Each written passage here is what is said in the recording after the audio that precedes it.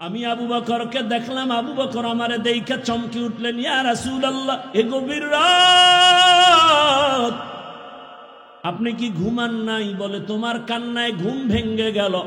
ও আবু বকর, তুমি কাঁদলা কেন? আবু বকর বলেন, ইয়া রাসূলুল্লাহ, মালিকের আদালতে কেমনে দাঁড়ায় হিসাব দিব সেই ভয়ে কান্না করতেছিলাম। আমার আল্লাহর আদালতে কেমনে দাঁড়াবো? নবী বলেন, কেন? আপনার তো জান্নাতের টিকিট রেডি, 10 জনের প্রথম আপনি। আবু বকর বলেন, ইয়া রাসূলুল্লাহ, আরে আমি আবু বকরের থেকে টিকিটের পাওয়ার তো নবীদেরটার বেশি, কিন্তু আপনিই তো বয়ান করেছেন হাসরের ময়দানটা ভয়ঙ্কর হবে, জমিনটা পুরা জমিন হবে হাসরের মাঠ, সূর্যটা নিচে চলে আসবে, সূর্যের গরম মাটির জমিন তামা হয়ে যাবে, ওদিকে জাহান্নামের চিৎকারের আওয়াজ, জাহান্নাম চিল্লায় বলবে, হে মালিক, বেনামাজি গুলো কই? গুনাহগার গুলো আমার পেটের মধ্যে দাও, আমার পেটের মধ্যে ক্ষুধা। নবী, আপনিই তো ভয়ঙ্কর হালাতের কথা বলছেন, জাহান্নামের চিৎকারে হাসরের ময়দানটা থরথর করে কেঁপে উঠবে। এমনকি আমার আল্লাহ রাগ হয়ে আওয়াজ দিবেন, লিমানিল মুলকুল ইয়াউম লিল্লাহিল ওয়াহিদিল কাহ্হার। এত কঠিন আওয়াজ হবে, হাসরের ময়দানটা থরথর করে কাঁপতে থাকবে। ও নবী, আপনিই বয়ান করেছেন এত কঠিন হালাত, নারী আর পুরুষ সব উলঙ্গ দাঁড়াবে হাসরের মাঠে।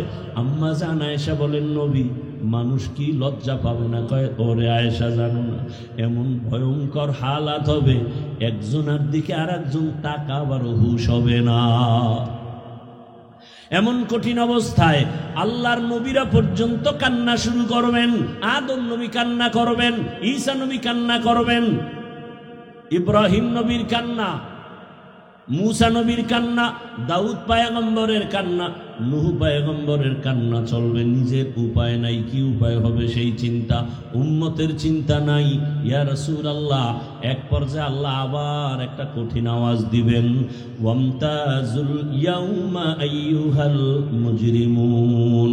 আল্লাহ একটা গায়বী আওয়াজ দিয়ে বলবেন, ও গুনাহগারেরা, ও বেনামাজিরা, ও বেপরদাওয়ালারা, যারা কোরআন হাদিস মানো নাই, আলেম ওলামা মানো নাই, নবী রাসূল মানো নাই, আজকে আমার নেককারদের থেকে তোরা আলাদা হইয়া যা, নেককারদের থেকে আলাদা হ। গুনাহগারেরা ভয়ে আলাদা হবে না। আল্লাহ বলবে, আমি কুদরতি ভাবে বাছুনি দিব, বাঁচতে গিয়া যখন ধরে ফেলবো, ওই গুনাহগারগুলো বাতাসের মতো উড়িয়া উড়িয়া জাহান্নামের রাস্তায় পড়বে। আর আল্লাহ বলবেন, ও আমার নেকামুলওয়ালা, ও পর্দাওয়ালা নামাজি, সূর্যের গরম মাথায় লাগাইস না, আরশে আজিমের নিচে গিয়ে অপেক্ষা কর, রহমতের নবীর সাথে তোমরা সব জান্নাতে যাইবা। আর যারা গুনাহগার বেনামাজি, এদেরকে জাহান্নামের পথে দাঁড় করাইয়া আল্লাহ বলবে, ও ফেরেশতারা, লাইনে দাঁড় করাও, আর আমি বাম হাতে আমলনামা দিব। ও রহমতের নবী, আল্লাহ যদি আমি আবু বকরকে ডাইকা বলে, আবু বকর, আমার জান্নাত পাইয়া কি নিয়ে আসছো বলো? আমি যদি বলি, আল্লাহ তোমার জান্নাতের মোহাব্বতে তোমাকে পাওয়ার জন্য নামাজ, রোজা, তেলাওয়াত, জিকির নিয়ে আসছি। আল্লাহ যদি বলে, আবু বকর, আমি যেইভাবে নামাজ চাইছি ওইভাবে হক আদায় করে নামাজ আদায় করো নাই, আমি যেইভাবে রোজা চাইছি ওইভাবে হক আদায় করে তুমি রোজা আদায় করো নাই, তোমার আমল আমার কাছে পছন্দ হয় নাই, সাথে সাথে আমার উপরে জাহান্নামের অর্ডার জারি হয়ে যাবে। ওই সময় আমি আবু বকরের কি উপায় হবে? চোখের পানি ছেড়ে কান্না করি, ও পয়গম্বর, দোয়া করবেন আল্লাহর আদালতে যেন নাজাতের রাস্তা খুলিয়া যায়। وبعد فأعوذ بالله من الشيطان الرجيم بسم الله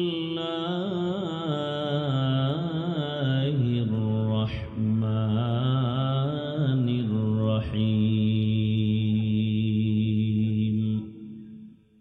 يا أيها الذين الذين آمنوا استعينوا بالصبر والصلاة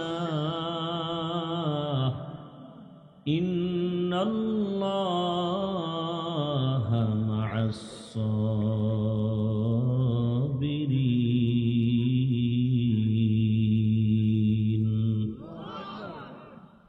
وقال رسول الله صلى الله عليه وآله وسلم من يرد الله به خيرا يصب منه صدق الله مولانا العظيم وصدق رسوله النبي الأمي الكريم ونحن على ذلك من الشاهدين والشاكرين والذاكرين والحمد لله رب العالمين.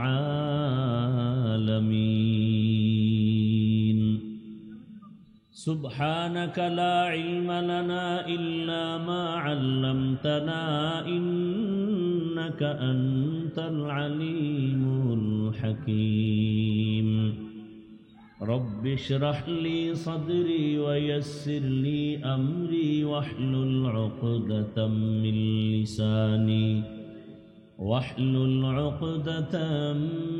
لساني يفقه قولي.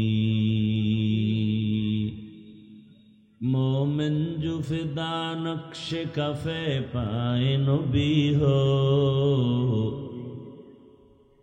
مومن جو فدا نقش کفے پائے نبی ہو زیر قدم آج بھی عالم کا خزینہ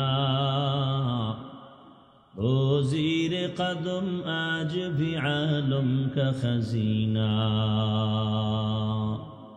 گر سنت نبوی کی کرے پیروی امت گر سنت نبوی کی کرے پیروی امت طوفان سے نکل جائے گا پھر اس کا سفینہ طوفان سے نکل جائے گا پھر اس کا سفینہ. عاشق ہو برادر شہنشاہ دو عالم عاشق ہو برادر شہنشاہ دو عالم مشکوں سے زیادہ مبارک جس کا پسینہ مشکوں سے زیادہ مبارک جس کا پسینہ. کر دل میں تڑپ ہو میرے آقا کا زیارات کر دل میں تڑپ ہو میرے آقا کا زیارات. ایک آن میں آئے نبی دخلا دے مدینہ ایک آن میں آئے نبی دخلا دے مدینہ. لا الہ الا اللہ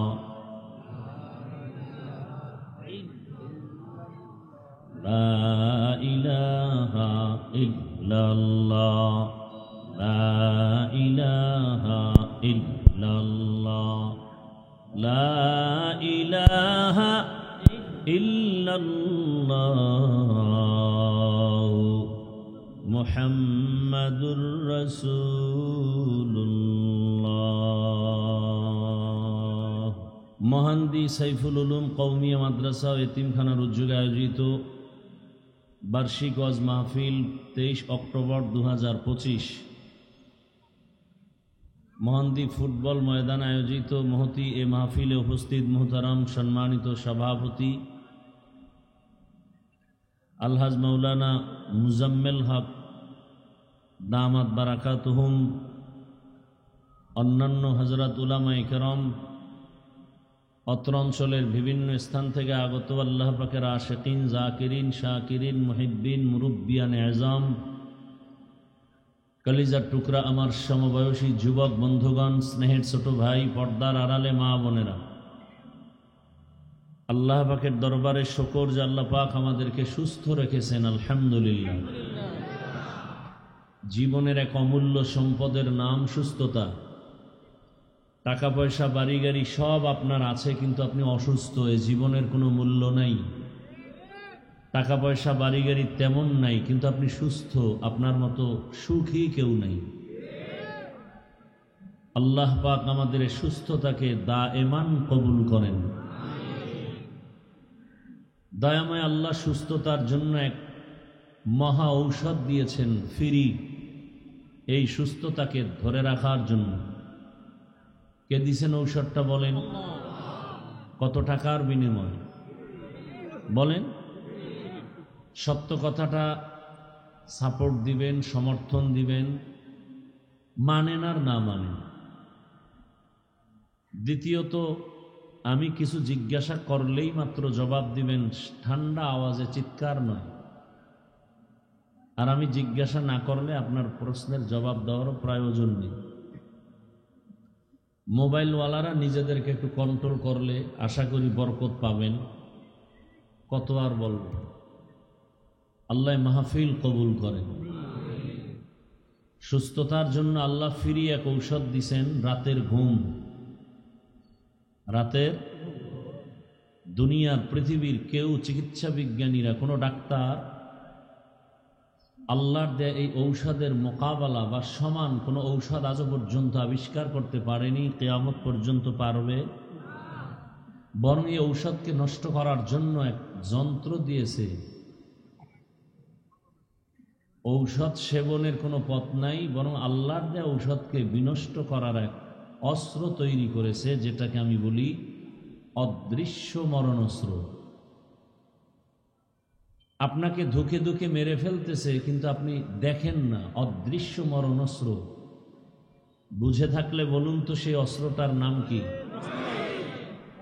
দেখেন, এত সুন্দর একটা বেহেশতের বাগানে এসেও আপনাকে গুনার মধ্যে ঢুকায় রাখছে। আমি খুব দিল থেকে কথা বলি এবং চূড়ান্ত মোহাব্বত নিয়ে কথা বলি। আমার কথাগুলো আপনারা অবহেলার নজরে দেখবেন না, অনুরোধ। এবং আমি আপনাদের মোহাব্বত নিয়ে, আমি চাই একটা মানুষ দুনিয়াতেও সম্মান এবং শান্তিতে থাকবে, আখেরাতে জান্নাত পাবে। এই টার্গেটেই কথাগুলো বলি। এত সুন্দর বেহেশতের বাগান, যেখানে বসামাত্র রসুলের হাদিস, সকলের গুনাহ মাফ। কিন্তু সেখানে আপনারা মোবাইল নিয়ে আসছেন, এসে আপনারা ছবি তুলতেছেন, যেটা স্পষ্টত গুনাহ থেকে খালি না। তাহলে বসছেন বেহেশতের বাগানে, করতেছেন গুনাহ। এটাও একটা পরীক্ষা। এটাও কি? খুব খেয়াল করিয়েন। বাইতুল্লাহ একটা আল্লাহর ঘর, যেদিকে তাকাইলেই শুধু সওয়াব। কিন্তু পরীক্ষাটা কেমন একটু খেয়াল করেন তো। ডানে বামে সামনে পেছনে নারী নারী নারী, এর মধ্যে আমি তাওয়াফ করতেছি। খেয়াল করছেন? চতুর্মুখী নারীরাও তাওয়াফ করে, আমিও তাওয়াফ করি। হাজার কোটিবার প্রচেষ্টা চালালেও নারীদের থেকে আমি আলাদা হতে পারি না। অজান্তে একটু টাচ লেগে যায়। এখন মহিলারা আলাদা করবে, আমি আলাদা করব, সুযোগ নেই। আল্লাহ বলেন এটাই পরীক্ষা। এখান থেকে তুমি আমাকে রাজি করতে পারলেই তো তুমি সফল। কঠিন পরীক্ষা। দেখেন, এই মাহফিলের প্রোগ্রামের প্রচারণা বহু আগের থেকে চলতেছিল। অনেকে আসার নিয়ত করেও আসতে পারেনি। আবার অনেকে আসছেন ঠিক, কিন্তু এই বেহেশতের বাগানে বসতে পারেননি। মার্কেটে, দোকানে, ওখানে খাওন পাওয়া যাবে, এরপরে চোখের দেখন পাওয়া যায়, নারী আছে, যুবতী আছে, কানের আওয়াজ, বয়ানও শুনতেছে, তিন জিনিস একসাথে পাইতেছে সেখানে। তাহলে এটা বেহেশতের বাগান, ওটা জাহান্নামের টুকরা। পরীক্ষা চলছে, বুঝার চেষ্টা করেন।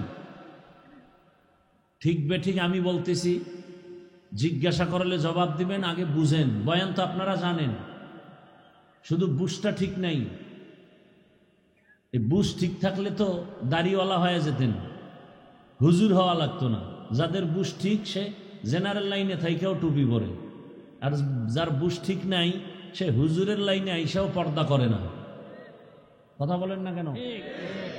সত্য কথা স্বীকার করেন, সাপোর্ট করেন, মানেন আর না মানেন, তাহলে সেখানে জাহান্নামের টুকরা, এখানে বেহেশতের বাগান। কেউ যদি বিড়ি টানে প্যান্ডেলে ঢোকার আগে ফেলে দিবে, তার বিবেককে বারবার আঘাত করতেছে, এটা পবিত্র স্থান। কেউ তাকে বলছে বিড়ি ফালা, তার বিবেক তাকে আঘাত করতেছে। পরীক্ষা চলছে কঠিন। 800 মাহফিলের নাম নিয়া অমুক জায়গায় ওয়াজে যাই, আল্লাহ এখানে ঢুকায় নাই। এখানে আসতে কপাল লাগে, কপাল। এখানে বসতেও কপাল লাগে, আল্লাহর কাছে কান্নাকাটি করে দোয়া করে বিদায় নিতেও কপাল লাগে, কপাল। এখানে চালাকি চলে না, বহু চালাক ধরা খেয়ে যায়। সব চালাকের চালাকি সব জায়গায় চলে না। বহু চালাক উলঙ্গ হয়ে জঙ্গলে ঘুরে বিল্ডিং খালি ঘুমাইতে পারে না। বহু চালাক অর্ধুলঙ্গ হয়ে রাস্তায় পাগলের মতো ঘুরে ইংলিশে কথা বলে, ব্রেনের একটা তার ঠিক নেই। জিন্দেগি বড় কঠিন।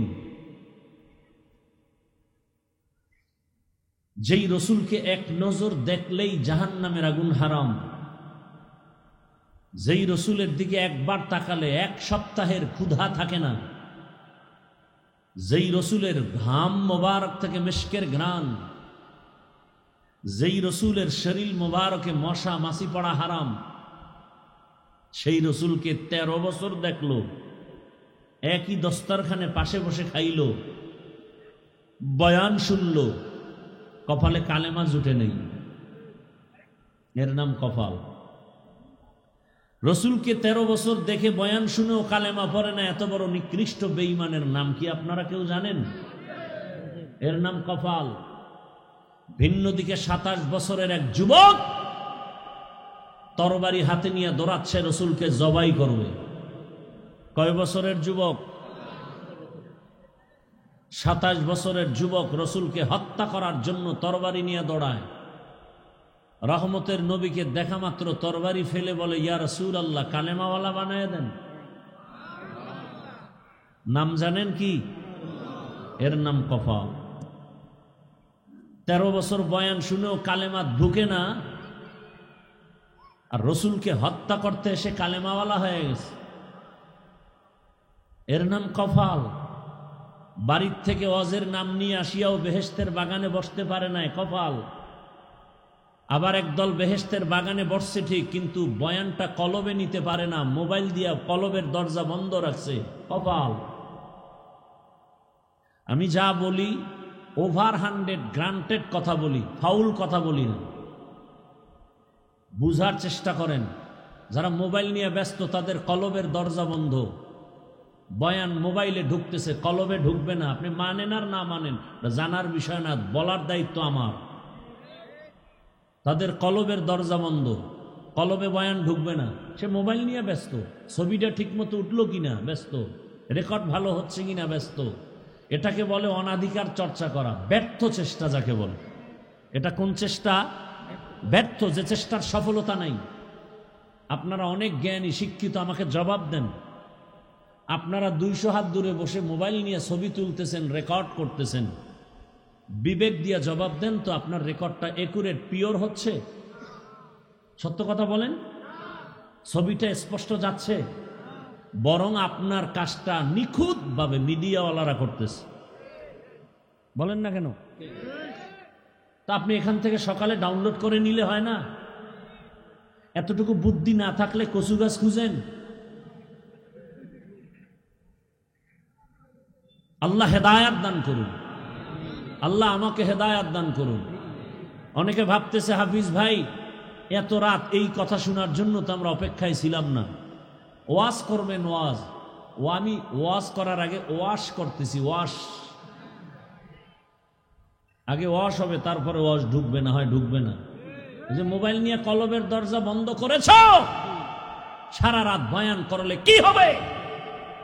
ফজর পড়ো নাই, জোহর পড়ো নাই, আসর পড়ো নাই, মাগরিব পড়ো নাই, এশা পড়ো নাই, মোনাজাতের পরে গুড়গুড় করে চলে যাবে, দরজা জানালা বন্ধ করে বাসায় গিয়ে সারা রাত মোবাইলে জেনা জেনা জেনা, চোখের জেনা, হাতের জেনা, জবানের জেনা, অন্তরের জেনা, ফজর পড়বানা। কি হবে কি বয়ান শুনে বলো? আল্লাহ আমাকে হেদায়াত দান করুন। আপনাদের হেদায়াত লাগলে বলে নেন আল্লাহর কাছ থেকে। দোয়া কমায় দিছি অন্যের জন্য, কারণ দোয়া করলে মামলা খাই। মসজিদ কমিটির জন্য দোয়া করছি, চান্দা টান্দা দিছে, দান করছে, পরে শুনি কমিটি টাকা খাইয়া লইছে। এলাকার মানুষ গরম, মসজিদেরও দোষ নাই, কমিটির দোষ নাই, দোয়া করছে হুজুরের, এই হুজুরের ধর, মামলা করতে হবে সেই হুজুরের বিরুদ্ধে। মগের মুলা ভাই আপনার দাওয়াত, বলে আলহামদুলিল্লাহ। আপনার বাড়ি? নাউজুবিল্লাহ। আল্লাহ হেদায়াত দান করুন। তাহলে সুস্থতার জন্য আল্লাহ দিয়েছেন রাতের ঘুম, তবে পুরা রাত শরীরের ঔষধ নয়। রাতের প্রথম অংশের ঘুম শরীরের জন্য ঔষধ নয়, শেষ রাতের ঘুম শরীরের ঔষধ নয়, মধ্যরাতের ঘুম শরীরের মহা ঔষধ। এজন্য রহমতের নবী এশার নামাজ আনতে ঘুমিয়ে পড়তেন, শেষ রাতে উঠে আল্লাহর সাথে কথা বলতেন। দৈনন্দিন কতবার আজান দেয়া হয় আপনারা জানা থাকলে একটু বলেন। আজান 5 বেলার আজানের সিস্টেম, লফজ, বাক্য কি একই? ব্যবধান আছে? কোন আজানে ব্যবধান আছে? কি ব্যবধান? অর্থ কি? ঘুমের চেয়ে নামাজ ভালো, আর তুমি ঘুমাইও না, ঠিকমতো পড়িলে নামাজ জান্নাত তোমার ঠিকানা। পশু পাখি কীট পতঙ্গ কেউ ঘুমিয়ে রইল না, মানুষ হয়ে ঘুমিয়ে থাকা ঠিক তো মোদের হবে না। আহাতে মন কঠিন দিনেতে নামাজ তোমায় ভুলবে না, ঠিকমতো পড়িলে নামাজ জান্নাত তোমার ঠিকানা। আমার প্রাণের ভাই বোনেরা জলদি করে উঠে যাও, অজু করে তাড়াতাড়ি নামাজ পড়তে লেগে যাও। আহা নবী বেনামাজির শাফাআত করিবেন না, ঠিকমতো পড়িলে নামাজ জান্নাত তোমার ঠিকানা।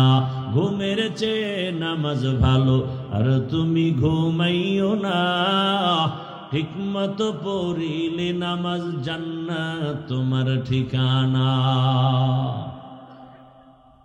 মাগরিবের আজানে কেন বলা হলো না ঘুম থেকে নামাজ ভালো? এশার নামাজের আজানে কেন বলা হলো না ঘুম থেকে নামাজ ভালো? ফজরে কেন বলা হলো? কারণ আছে না নাই? আছে। আমরা সবাই সুস্থ থাকতে চাই, বলে কি পরিমাণ? বলে ওভার 100 অল টাইম। কিন্তু সুস্থ যে কিভাবে থাকবো, কি কাজ করলে, সেটা তো করি না, বরং অসুস্থ হওয়ার কাজ নিয়ে প্রতিযোগিতা করি। মানুষের শারীরিক, মানসিক, জৈবিক যত রাস্তা আছে, সব রাস্তাকে অসুস্থ করার একমাত্র যন্ত্র অদৃশ্য মরণাস্ত্র মোবাইল। হার্ট দুর্বল, ব্রেন দুর্বল, লেখাপড়া দুর্বল, চরিত্র দুর্বল, চোখের পাওয়ার দুর্বল, কানের পাওয়ার দুর্বল। তোমাকে পঙ্গু বানাচ্ছে মোবাইল, খবর নাই। বরং তুমি এটাকে এত আপন করেছো, রক্তের থেকেও বেশি মাকে তুমি ডিলেট করতে পারো, মোবাইল করবা না। বহু সন্তান এই মোবাইল করে মায়ের সাথে বেয়াদবি করে, বাবার সাথে বেয়াদবি করে। বাপ চাই না, মা চাই না, মোবাইল চাই। শিক্ষকের সাথে বেয়াদবি করে।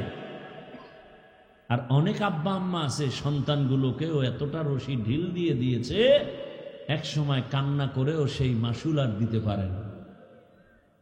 আল্লাহ হেদায়াত দান করুন। যাদের আয়োজনে আজকের এই সুন্দর প্রোগ্রাম, এবং আল্লাহ আমাদেরকে বাছাই করে যাদেরকে এখানে নিয়ে আসছেন, আল্লাহর বড় দয়া। আর একবার শুকর আদায় করি আলহামদুলিল্লাহ। দরুদ ও সালাম সৈয়দুল মুরসালিন রহমাতুল্লিল আলামিন শফিউল মুজনিবিন খাতামুন নবিয়্যিন সৈয়দুস সাকালাইন ইমামুল মুরসালিন শফিউ আযম রাসূল আকরাম রহমত আলম নবিয়ুল আরব আল আজম, হাবিবে কিবরিয়া, আশরাফুল আম্বিয়া, সৈয়দুল আম্বিয়া, শফিয়ে মাহশর, সাকিয়ে কৌসর, আকায়ে নামদার, মদীনাহ কা তাজদার, আফতাবে নবুয়ত, ফখরে মওজুদাত, সৈয়দুল মখলুকাত, হযরত মুহাম্মদুর রাসূলুল্লাহ। নবীজির নামে দরুদ পড়লে গুনাহ হয় না সওয়াব? মনে চায় বলতে, কিন্তু আপনারা তো আমল করবেন না, এই জন্য আবার বাধা আসতেছে। কারণ ভালোবাসা নিয়ে বসছি তো। কেমন ভালোবাসা? যদি কেউ বলে নিচে নেমে পাও ধর, তাহলে আমি নবীর আদর্শ মানব, আমি এখন নিচে নেমে আসবো তোমার পাও ধরার জন্য। এতটুকু দিলের ভালোবাসা নিয়ে কথা বলতেছি। ও যুবক বাবারা, এমন কপাল নিয়ে কি তুমি দুনিয়াতে আসছো যে জীবনভর শুধু অন্যের ক্ষতিই করে যাবা? তোমার দ্বারা জীবনে কেউ উপকার হতে পারবে না? তোমার কপাল এত খারাপ? জানি না ওমরের কপালওয়ালা কারা আর আবু জাহালের মতো কপালওয়ালা কারা। মোনাজাত পর্যন্ত দেখতে থাকবো কার কপাল ভালো কার কপাল খারাপ, দেখা যাবে।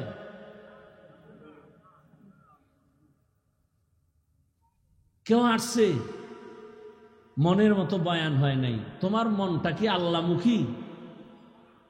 তুমি তো বিড়ি টানো, গাঞ্জা খাও, নামাজ নাই, রোজা নাই, তেলাওয়াত নাই, হালাল নাই, তোমার মনের মতো বয়ান হবে কিভাবে? বরং কোরআন অনুযায়ী তোমার মনটা তৈরি করো। ইসলাম অনুযায়ী তোমার মন হবে, তোমার মনের মতো ইসলাম হবে না। কোরআন অনুযায়ী তোমার দিল হতে হবে, তোমার মন কোরআন অনুযায়ী হতে হবে। কোরআন তোমার মন অনুযায়ী হবে না। উল্টা বুঝো কেন? অনুরোধ থাকবে, ইশারায় বলছি বুঝেন নাই, খোলা মেলাই বলি, মোনাজাত পর্যন্ত উঠবেন না, রাত্র অনেক হয়ে গেছে। এত দূর প্রোগ্রাম নিতে চাই না, কষ্ট হয় অনেক। এমনিই তো কষ্ট করি, এই বয়সে আমার মতো কষ্ট কে করে? আল্লাহু আলাম, আল্লাহ জানেন। 12 মাস কি এর রৌদ্র আর বৃষ্টি, ফজরের পরে, জোহরের পরে, আসরের পরে, মাগরিবের পরে, এশার পরে, নীলে সারা রাত, 12 মাস। একটা মাস বাদ নাই যেদিন আমার প্রোগ্রাম থাকে না। এজন্য বহুত দূর, তারপর আসছি। চিন্তা করি মানুষ কত কষ্ট করে, মোহাব্বত করে দিনের জন্য।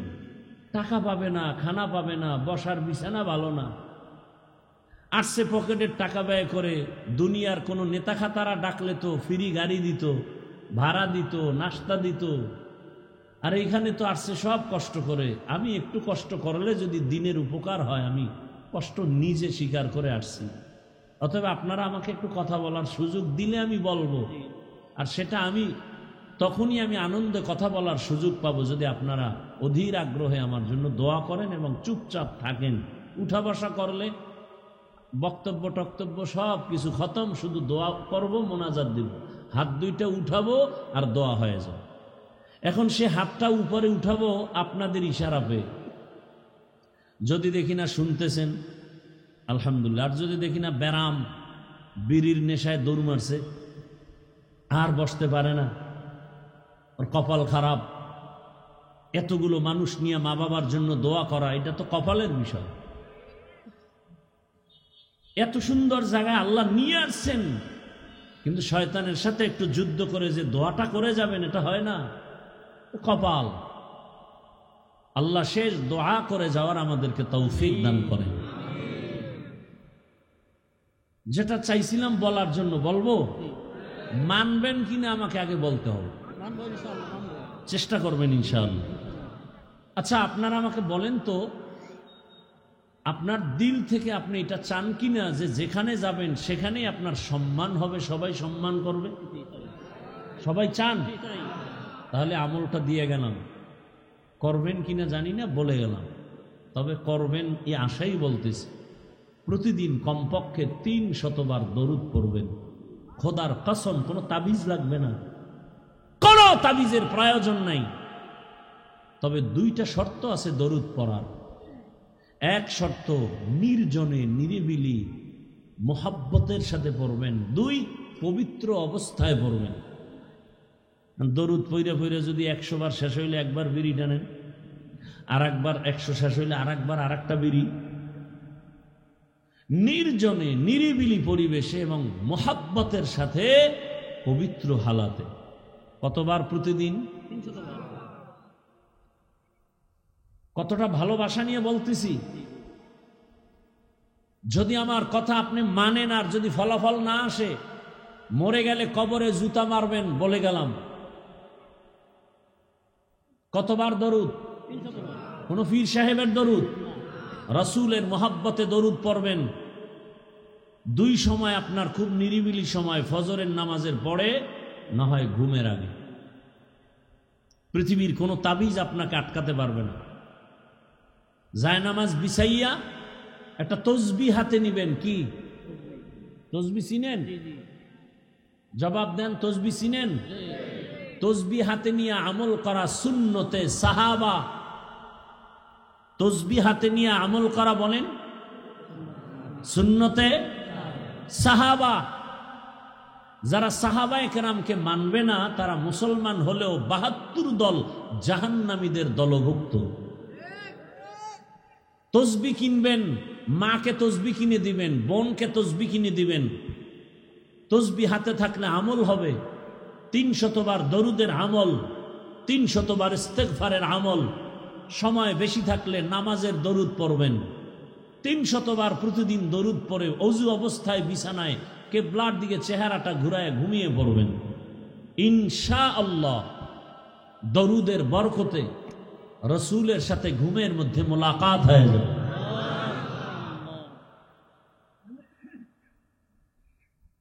এবং যেখানে যাবেন আল্লাহ ইজ্জতের জিন্দেগি দান করবেন। দরুদের আমল প্রতিদিন 300 বার। যত পড়বেন তত।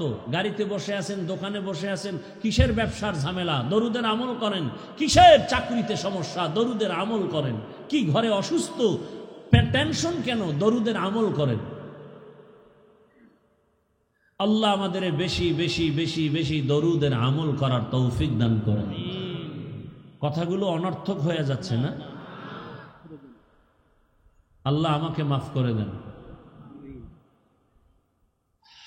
সময় বেশি থাকলে নামাজের দরুদ, কম থাকলে এখন যেটা সংক্ষেপ, এটা সাল্লাল্লাহু আলাইহি ওয়া আলিহি, এই শব্দটা বাড়ায় বলবেন। সাল্লাল্লাহু আলাইহি ওয়া আলিহি ওয়াসাল্লাম। উলামায়ে হযরত দীর্ঘ সময় আলোচনা করেছেন, আপনারা শুনছেন। উলামায়ে কেরামের কথাগুলো সহি তরিকায় আমল করার তৌফিক দান করেন।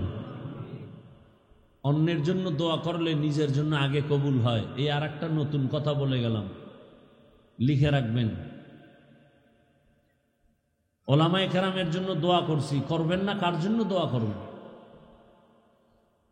আজকে মাকে সম্মান করেন তো আলেমদের অবদান। বাবাকে সম্মান করেন, উলামায়ে কেরামের অবদান। তারা কোরআন হাদিস দিয়ে বুঝাইছে, এজন্য আমরা এই সম্মানের পথ চিনছি। কিয়ামত পর্যন্ত আর কোনোদিন আমার রসুল আসবেন না, আবু বকর, ওমর, ওসমান, আলী কেউ আসবেন না, কোন সাহাবায়ে কেরাম আসবেন না, আইম্মায়ে কেরাম আসবেন না, বড় বড় আউলিয়ায়ে কেরাম তারাও আর আসবেন না কিয়ামত পর্যন্ত। ভালো করে মনে রাখবেন। এই কথাগুলো আমার বয়ানের আউট। আমি যে আয়াত হাদিস পড়ছি ওদিকে ঢুকি নাই, আউট। কিন্তু কথাগুলো কি পরিমাণ ওজনওয়ালা এবং কি পরিমাণ গুরুত্বপূর্ণ ভালো করে মনে রাখবেন।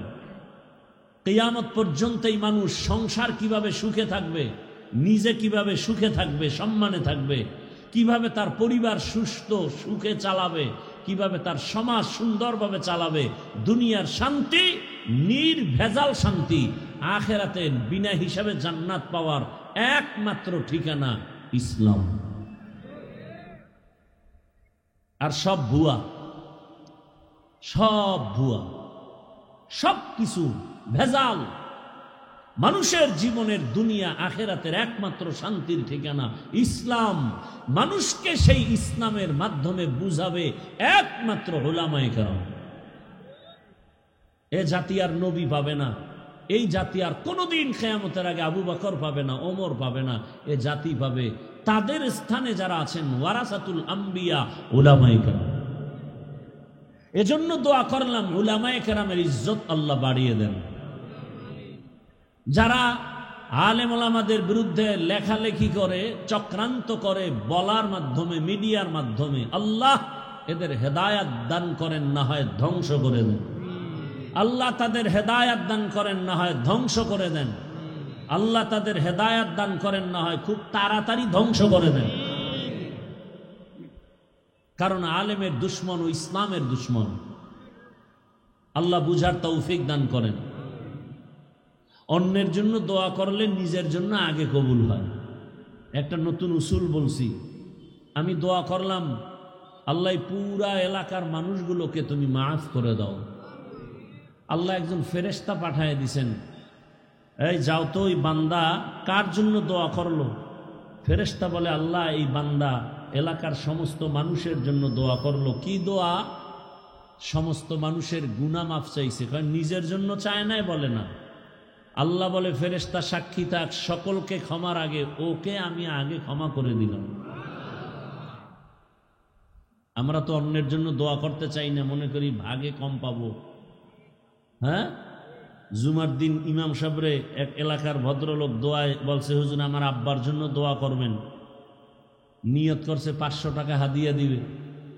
ইমাম সাহেব নামাজের ভিতরে, দোয়ার ভিতরে আরো 4 জনের নাম বলছে। মোনাজাতের ভিতরে ওনার মেজাজ গরম হয়ে গেছে, আমার বাবার দোয়াটা সাইডে ভাগ হয়ে গেল, মন খারাপ হয়ে গেছে। 500 টাকা দিবে না 100 টাকা দিবে। দেওয়ার সময় পাওয়ার কি, মন খুব কষ্ট ভরা, বেজার। 100 টাকা দিয়ে নেন হুজুর, এমনই কইরেন। আর একদল মূর্খ দেখছি, এরা দোয়া করছে ঠিক, কিন্তু বলে হুজুর আমার আব্বার নাম যে কইলেন না, ভুলে যদি আল্লাহ দোয়াটা আর এক গ্রামে দিয়ে দেয়। এরকম মূর্খ আছে না নাই? দেখেন না জানাজার ময়দানে বহু মূর্খ বলে, এ হুজুর কি কয়, জানাজার বাংলা নিয়ত কন। আছে না নাই? আমার রসুল কি বাংলা বুঝেন? তাহলে বাংলা নিয়ত পাইলেন কই? আল্লাহ আমাদের সবাইকে সহি সমঝ দান করেন। অনেক কথা বলে ফেলেছি, এবার ঢুকি আমার নির্দিষ্ট আলোচনার মধ্যে। উঠা বসা করলেই দোয়া করে ফেলব, সোজা কথা, কোনো পেশ নেই। কারণ কষ্ট করে আসছি, সীমাহীন। আপনার এক রাত, আমার তো সারা জিন্দেগি। আপনাদের মোহাব্বতে আসছি, আপনি মূল্যায়ন করবেন না তো আমার আপনাকে জোর করে বয়ান শুনানোর দরকার কি? চলে যাই। কালকে জুমা, আর রাত্রটাও তো বরকতের রাত। জুমার রাত বড় বরকতি রাত। আমি যে আয়াত হাদিস পড়েছি, ইখলাস ও রুহানিয়াতের সমন্বয়ে সহি নিয়তে, সহি তরিকায়, সহি কিছু কথা বলতে পারি, আপনারা শুনতে পারেন, সে তৌফিক আমার আল্লাহ আমাদেরকে দান করুন। আয়াতের তর্জমা এবং হাদিসের তর্জমাটা আগে বলি, তারপরে কিছু ব্যাখ্যা। ইয়া আইয়ুহাল্লাযীনা আমানুস্তাঈনু বিস-সাবরি ওয়াস-সালাহ, হে মুমিন তোমরা আমি আল্লাহর কাছে সাহায্য প্রার্থনা করো সবর ও সালাতের মাধ্যমে। ইন্নাল্লাহা মা'আস-সাবিরিন, নিশ্চিত আমি আল্লাহ সাবিরিনদের সাথেই থাকি। রহমতের নবী বলেন, মান ইউরিদিল্লাহু বিহি খাইরান ইউসিব মিন, আল্লাহ যাকে ভালোবাসেন, বেশি মোহাব্বত করেন, নবীজি বলেন আল্লাহ তাকে মুসিবত দিয়া পরীক্ষা নিবেন। তর্জমা শেষ। এবার ব্যাখ্যা। হাদিসের উপরে কিছু কথা, এরপরে আয়াত নিয়ে আলোচনা করব। হাদিসে বললেন কি রসুল, আল্লাহ যাকে ভালোবাসেন, মোহাব্বত করেন, কল্যাণ চান, তাকে মুসিবত দিয়া পরীক্ষা নিবেন। এটা কেমন কথা? দুনিয়াতে যে যাকে ভালোবাসে তাকে আগে পরীক্ষা করে। বিয়া করবেন একজন, 10 বাড়ির মাইয়া দেখছেন কেন? কি নাকি এই নিয়ম আপনাদের দেশে নাই? বিয়া করবে এক মেয়েকে, দেখছে কয়টা? 10টা। ভালো করে খবর নিছে আবার তলে তলে।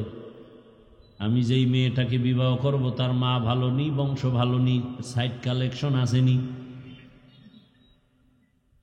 তাহলে কেন? তাই আমি যাকে জীবন দিয়া ভালোবাসবো তাকে পরীক্ষা ছাড়া আমি নিব কেমন? আল্লাহ বলেন আমি জিন সৃষ্টি করেছি আগুনের দ্বারা, নূরের দ্বারা ফেরেশতা বানাইছি, মাটি দ্বারা মানুষ সৃষ্টি করেছি। আমি আল্লাহ মানুষের সর্বশ্রেষ্ঠ মর্যাদা দান করেছি। আমি আল্লাহ পরীক্ষার জন্য জমিনে পাঠাবো।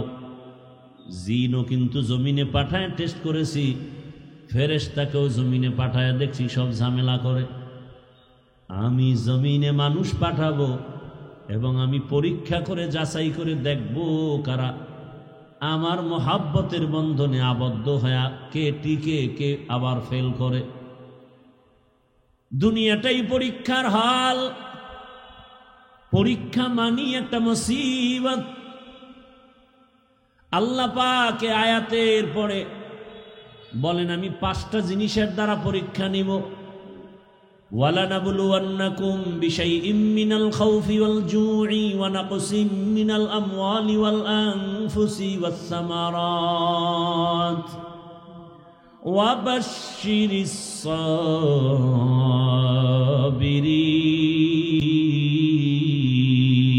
সাবিরিন। আল্লাহ 5টা জিনিসের দ্বারা পরীক্ষা নিয়া যাকে বেশি মহব্বত করবেন তার পরীক্ষা বেশি কঠিন হবে। আল্লাহ বেশি মহব্বত করেন ঈমানওয়ালাদের, মানুষের মধ্যে যারা ঈমানওয়ালা। আবার ঈমানওয়ালাদের ভেতরে আল্লাহ তাদেরকে বেশি মহব্বত করেন যারা ঈমানের সাথে আমল করে। আবার ঈমান ও আমলওয়ালাদের মধ্যে আল্লাহর কাছে আরো বেশি প্রিয় তারা যারা আমল আর ঈমানের মধ্যে তাকওয়া আছে। তাকওয়া, শিরিকের কোনো গন্ধ নাই। গোটা দুনিয়ার ভিতরে তাকওয়ার মানদণ্ডে শ্রেষ্ঠ আল্লাহর প্রিয় মহব্বতের যারা, তারা হলেন আম্বিয়ায়ে কেরাম। আর সব নবী রসুলের মধ্যে শ্রেষ্ঠ রহমাতুল্লিল আলামিন। আর উম্মতের মধ্যে আমরা আখিরি নবীর উম্মত আল্লাহর কাছে বড় প্রিয়। আল্লাহ তাআলা বলেন আমি পরীক্ষা নিব মুসিবতের দ্বারা। আর এই পরীক্ষায় যদি পাশ করতে চাও এক পুঁজি লাগবে, যে পুঁজি না থাকলে পাশ করা যাবে না। ওই পুঁজির নাম হলো ধৈর্য। যাদের ধৈর্য নাই তারা কোনোদিন কামিয়াব হতে পারবে না। এই ধৈর্য আবার 3 প্রকার। ইবাদতের বেলায় ধৈর্য, মুসিবতের বেলায় ধৈর্য, গুনাহের বেলায় ধৈর্য। আপনার যদি ধৈর্য না থাকে এই প্যান্ডেলে মোনাজাত পর্যন্ত থাকা আপনার জন্য সম্ভব হবে না। যাদের ধৈর্য আছে তারাই থাকবেন। ধৈর্য যদি থাকে সে বয়ান শুনতে পারে, ধৈর্য না থাকলে পারে না। ইবাদতের বেলায় ধৈর্য, মুসিবতের বেলায় ধৈর্য, গুনাহের বেলায় ধৈর্য। এই ধৈর্য বড় দামি এক সম্পদ। স্বামী আর স্ত্রী বড় ভালোবাসার জিন্দেগি পরিচালনা করতেছে। একদিন স্ত্রী স্বামীকে জিজ্ঞাসা করে, ও স্বামী তুমি আমাকে কেমন মহব্বত করো, ভালোবাসো? বলে সীমাহীন। বলে কেমন? কয় তুমি আমার জীবন, আমি তোমার জন্য যা চাও তাই দিব। খেয়াল করতেছেন?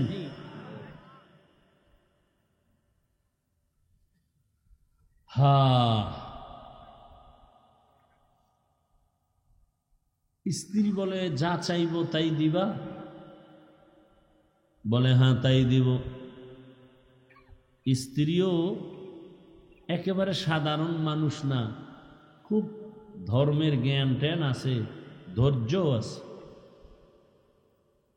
বারবার স্বামীকে বলে যা চাইব দিবা? দিব, চাওয়া মাত্র দিব। বলে বুঝা খাও? হ্যাঁ বুঝা কইছি। ওয়াদা? বলে ওয়াদা। স্ত্রী পরীক্ষামূলক বলে আমাকে 3 তালাক দিয়া দাও। স্বামীর মাথা ঠিক আছে, গরম হয়ে গেছে। বললা কি? তাই না, ওয়াদা করলা, যা চাইব তাই দিবা, দাও, তালাক দাও। স্ত্রীর কথা শুই না স্বামী বলে কল্লা যেতে পারে, তালাক তোমাকে দিব না, কারণ তোমার মতো একটা আবেদা স্ত্রী পেয়ে আমার জীবন বড় ধন্য। দুইজনের মধ্যে একটু বাক বিতণ্ডার সমাধানের জন্য জামানার নবীর দরবারে রওয়ানা। হঠাৎ রাস্তার মাঝে গিয়া স্বামী বেচারা পড়ে গিয়া পাটা ভেঙে গেছে, চিৎকার দেয় বাঁচাও। স্ত্রী হাত ধরে বলে এত কাঁদো কেন? বলে পা ভেঙে গেল। এবার আল্লাহর বান্দি বলে নবীজির দরবারে যাওয়ার প্রয়োজন নাই, চলো আমরা উল্টা বাড়ির পথে চলো। বাড়ির মধ্যে যাইয়া স্ত্রী ডাক দিয়া বলে স্বামী আমারে দয়া করে মাফ করে দেও, আমার কথা আমি উড্ড করে নিলাম, তালাক চাই না। স্বামী ডাক দিয়া কয় বিবি আমার, নুজহাতুল মাজালিস নামক কিতাবে ধৈর্যের বয়ানের মধ্যে ঘটনাটা পাওয়া গেছে। ও বিবি, তালাক চাইলা কেন? আবার তুমি তালাক ফিরাইয়া নিলা কেন? তোমার কথা। বলে শোনো স্বামী, তুমি রসুলের হাদিস কি শুনো নাই? রহমতের নবী বলছেন আল্লাহ যাকে বেশি ভালোবাসবেন মুসিবত দিয়া পরীক্ষা নিবেন। আমি তোমার ঘরে যত বছর সংসার করেছি একটা মুসিবত তোমার ঘরের মধ্যে আমি দেখি নাই। কোনোদিন তুমি মুসিবতে পড়ে আহ শব্দ বলো নাই। আমি বুঝলাম যেখানে মুসিবত নাই সেখানে রহমত নাই, যেখানে রহমত নাই সেখানে আমিও থাকতে চাই না, তালাক চেয়েছ। হঠাৎ রাস্তার মাঝে গিয়ে তুমি পড়ে গেছো, তোমার পা ভেঙ্গে তুমি চোখের পানি ছেড়ে কান্না করেছ। মুসিবত, আমি বুঝতে পেরেছি রহমত নাজিল হয়েছে। মুসিবত আসছে, যেখানে মুসিবত আছে সেখানে রহমত আছে, আর যেখানে রহমত আছে আমিও সেখানে আছি। या इलाही मुझसे मुझको दूर कर, ताके देखो मुझ में तुझको एक नजर। या इलाही तू मेरा माबूद है, या इलाही तू मेरा माशूक है। আল্লাহ যাকে বেশি ভালোবাসবেন তাকে মুসিবত দিয়া পরীক্ষা নিবেন।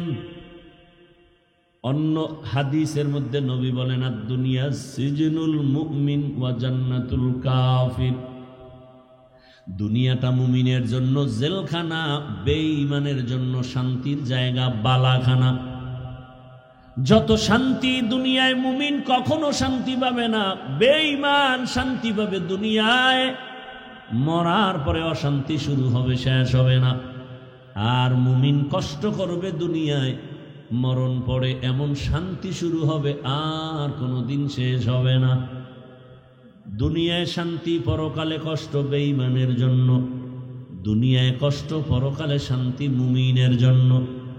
তবে মুমিন যদি আল্লাহর উপরে ভরসা করে, যদি একটু আখেরাতের লাইনে আগাইতে থাকে, দুনিয়ায় বান্দা সম্মান পাবে, বোনাস।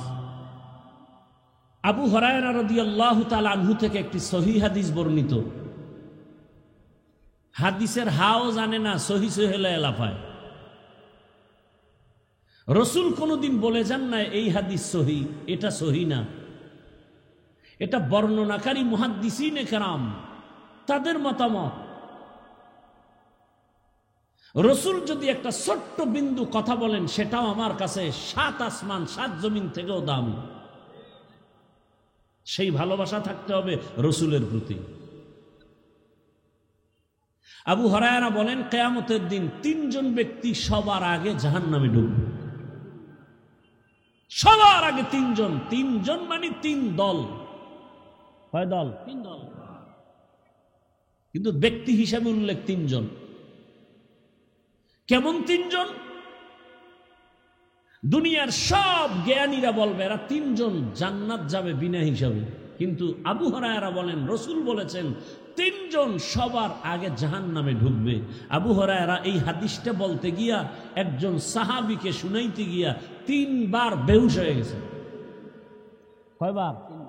3 বার বেহুশ হয়ে গেছেন।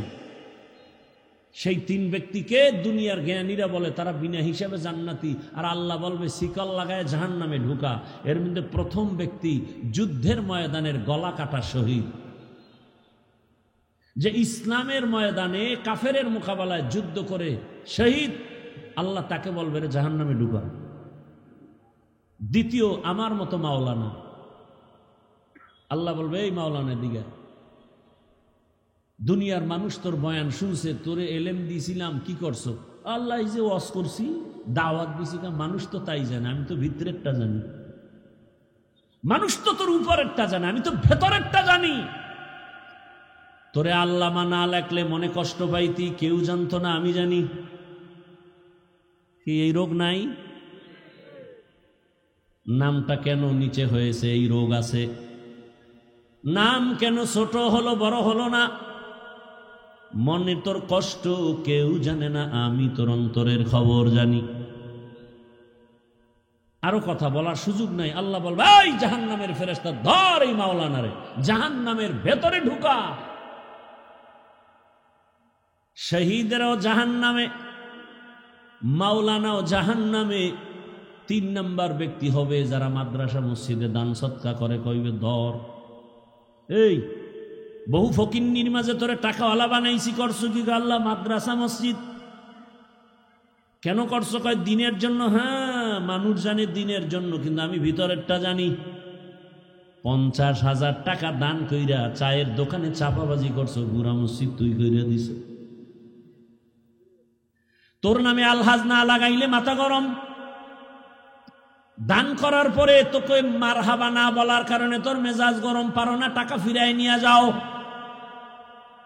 জাহান্নামের ফেরেশতাই নাফরমানের ধর, জাহান্নামের শিকল লাগায়া জাহান্নামে নাও।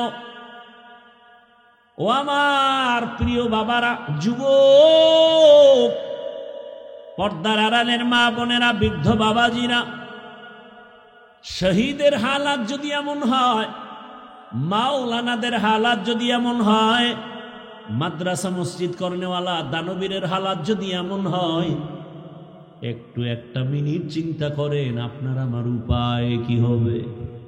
জিন্দেগি মে বন্দগি তু করনা হে,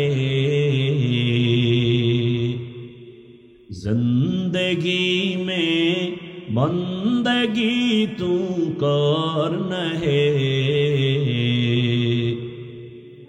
जिंदगी बे बंदगी शर्मिंदा है, जिंदगी बे बंदगी शर्मिंदा है। दुनिया में हो दुनिया का तालबगार न हो, बाजार से गुजर हो खरीदार न हो। ये दुनिया एक मिसले कागज फूल है, ये दुनिया एक मिसले कागज फूल है, जिंदगी में बंदगी तू करना है, जिंदगी बे बंदगी शर्मिंदा है, जिंदगी बे बंदगी शर्मिंदा है।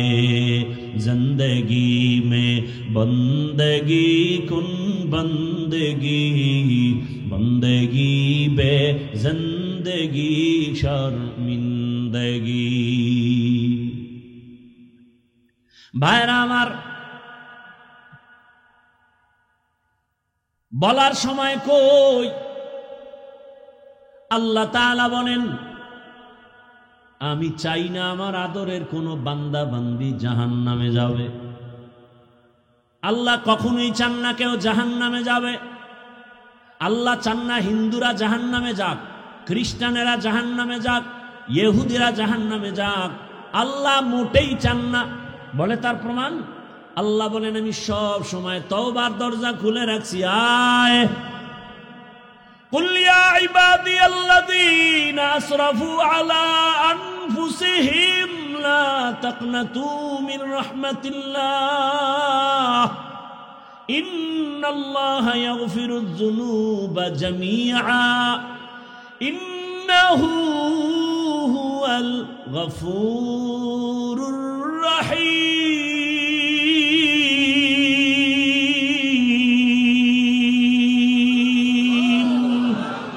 गर तवक्कुल मी कुनी हर सुबह शाम मेरा साना दरिस्त तू अज़ला मकाम जुज़बा हक़ची ज़े मखाअज इंसुजा फज़ले उआ मस्ते दर जुमला जहा। আল্লাহ বলেন, ও আমার প্রিয় বান্দা বান্দিরা, আয় আমার দরজা খোলা। কি পরিমাণ গুনাহ করেছো? বান্দা বলে 40 বছরের গুনাহ তো বিশাল, হিমালয় পাহাড়ও ছাড়ায় গেছে আমার গুনার এত বড় স্তূপ। আল্লাহ কয়, তুই যদি আসমান বরাবর গুনাহ করে ফেলো, বিশাল বড় লবণের পাহাড়। কিসের পাহাড়? লবণের বিশাল বিশাল বড় পাহাড়। যত বড় বড় লবণের পাহাড়, একটু যদি সমুদ্রের পানি ধাক্কা লাগায়, লবণের পাহাড় বিলীন হতে কয় হাজার বছর লাগবে? বলছি না সত্য কথা, জবাব দিয়েন ভালো করে। কয় মাস? মুহূর্তের মধ্যে সমুদ্রের পানির ধাক্কায় লবণের পাহাড় যেমন বিশাল পাহাড়। কোন কাজের লোকেরা যদি বলি, তোমরা 500,000 মানুষ কাজ করে লবণের পাহাড়, এখান থেকে তুমি তাড়াতাড়ি সাতক্ষীরায় নিয়ে যাও, সময় লাগবে নি? বুঝে না, অনেক সময়। কিন্তু সমুদ্রের একটা পানির বাড়ি মারলে মুহূর্তে বিলীন হয়ে যাবে। আল্লাহ কয়, রে গোলাম, কি পরিমাণ গুনাহ করেছো, কয় পাহাড় বানাইছো? দুনিয়ার আসমান বরাবর যদি গুনার পাহাড় বানাও, আমার রহমতের পানির বাড়ির সাথে সাথে তো গুনার পাহাড় চুরমার হয়ে যাবে। আতিনা ফি দারে দুনিয়া না হাসান, আতিনা ফি দারে উকবা না হাসান, ইয়া গিয়াসাল মুস্তাগীসিন ইহদিনা লিফতিখারা বিল উলুমে ওয়াল গিনা। হর গরিদে নেক তু তৈয়ার হে, জো না মাंगे उससे तू बेजार है। আল্লাহ তাআলা বারবার ডাকেন, আসো, তওবার দরজা খুলে দিলাম, আসো। এজন্যই তো আল্লাহ পাক আয়াতে বলেন, ও মুমিন সাহায্য প্রার্থনা করো। আল্লাহ পাক মুমিনকে বলছেন, কোন বেঈমানকে বলেন না কেন? এর সংক্ষিপ্ত জবাব হলো, জান্নাত শুধু মুমিন পাবে, কোনো বেঈমান কখনো জান্নাত পাবে না। জান্নাত কারা পাবে? মুমিন, কোনো বেঈমান পাবে না। কিন্তু একটু আগেই কিন্তু আমি বলছি, আল্লাহ চান না কোনো বান্দা বান্দি জাহান্নামে যাবে। এই হলো এক কথা। আর এক কথা কি, জমিনে যত মানুষ আসছে নাই আসবে, সবার নামে জান্নাতে আলাদা আলাদা বাড়ি নাম লেখা বরাদ্দ করা। নমরুদ নামে একটা জান্নাত আছে, জান্নাতে ঘর আছে আলাদা। ফেরাউনের নামে জান্নাতে ঘর আলাদা। বেশ্যা তাসনিমার নামেও জান্নাতে ঘর আলাদা। এক কথায় দুনিয়ার সব মানুষের নামে নামে নামে নামে জান্নাতে ঘর। কিন্তু কোনো বেঈমান জান্নাত পাবে না, এ কথাও সত্য। আল্লাহ কাউকে জান্নাত জাহান্নামে দিতে চান না, তাও সত্য। তাহলে বেঈমানরা না পাইল, ওদের জান্নাত বানানো যে নির্ধারিত করা আছে, জান্নাত কি হবে? ফেরাউনের জান্নাত কোথায় যাবে? নমরুদের জান্নাত। আল্লাহ বলেন, যারা আমার মুমিন, আমার ইবাদত যথার্থ করবে, আমি আল্লাহর নামের জান্নাত তো দিবই, বেঈমানের বানানো জান্নাত আমি আমার আদরের মুমিনদের বোনাস দিয়ে দিব।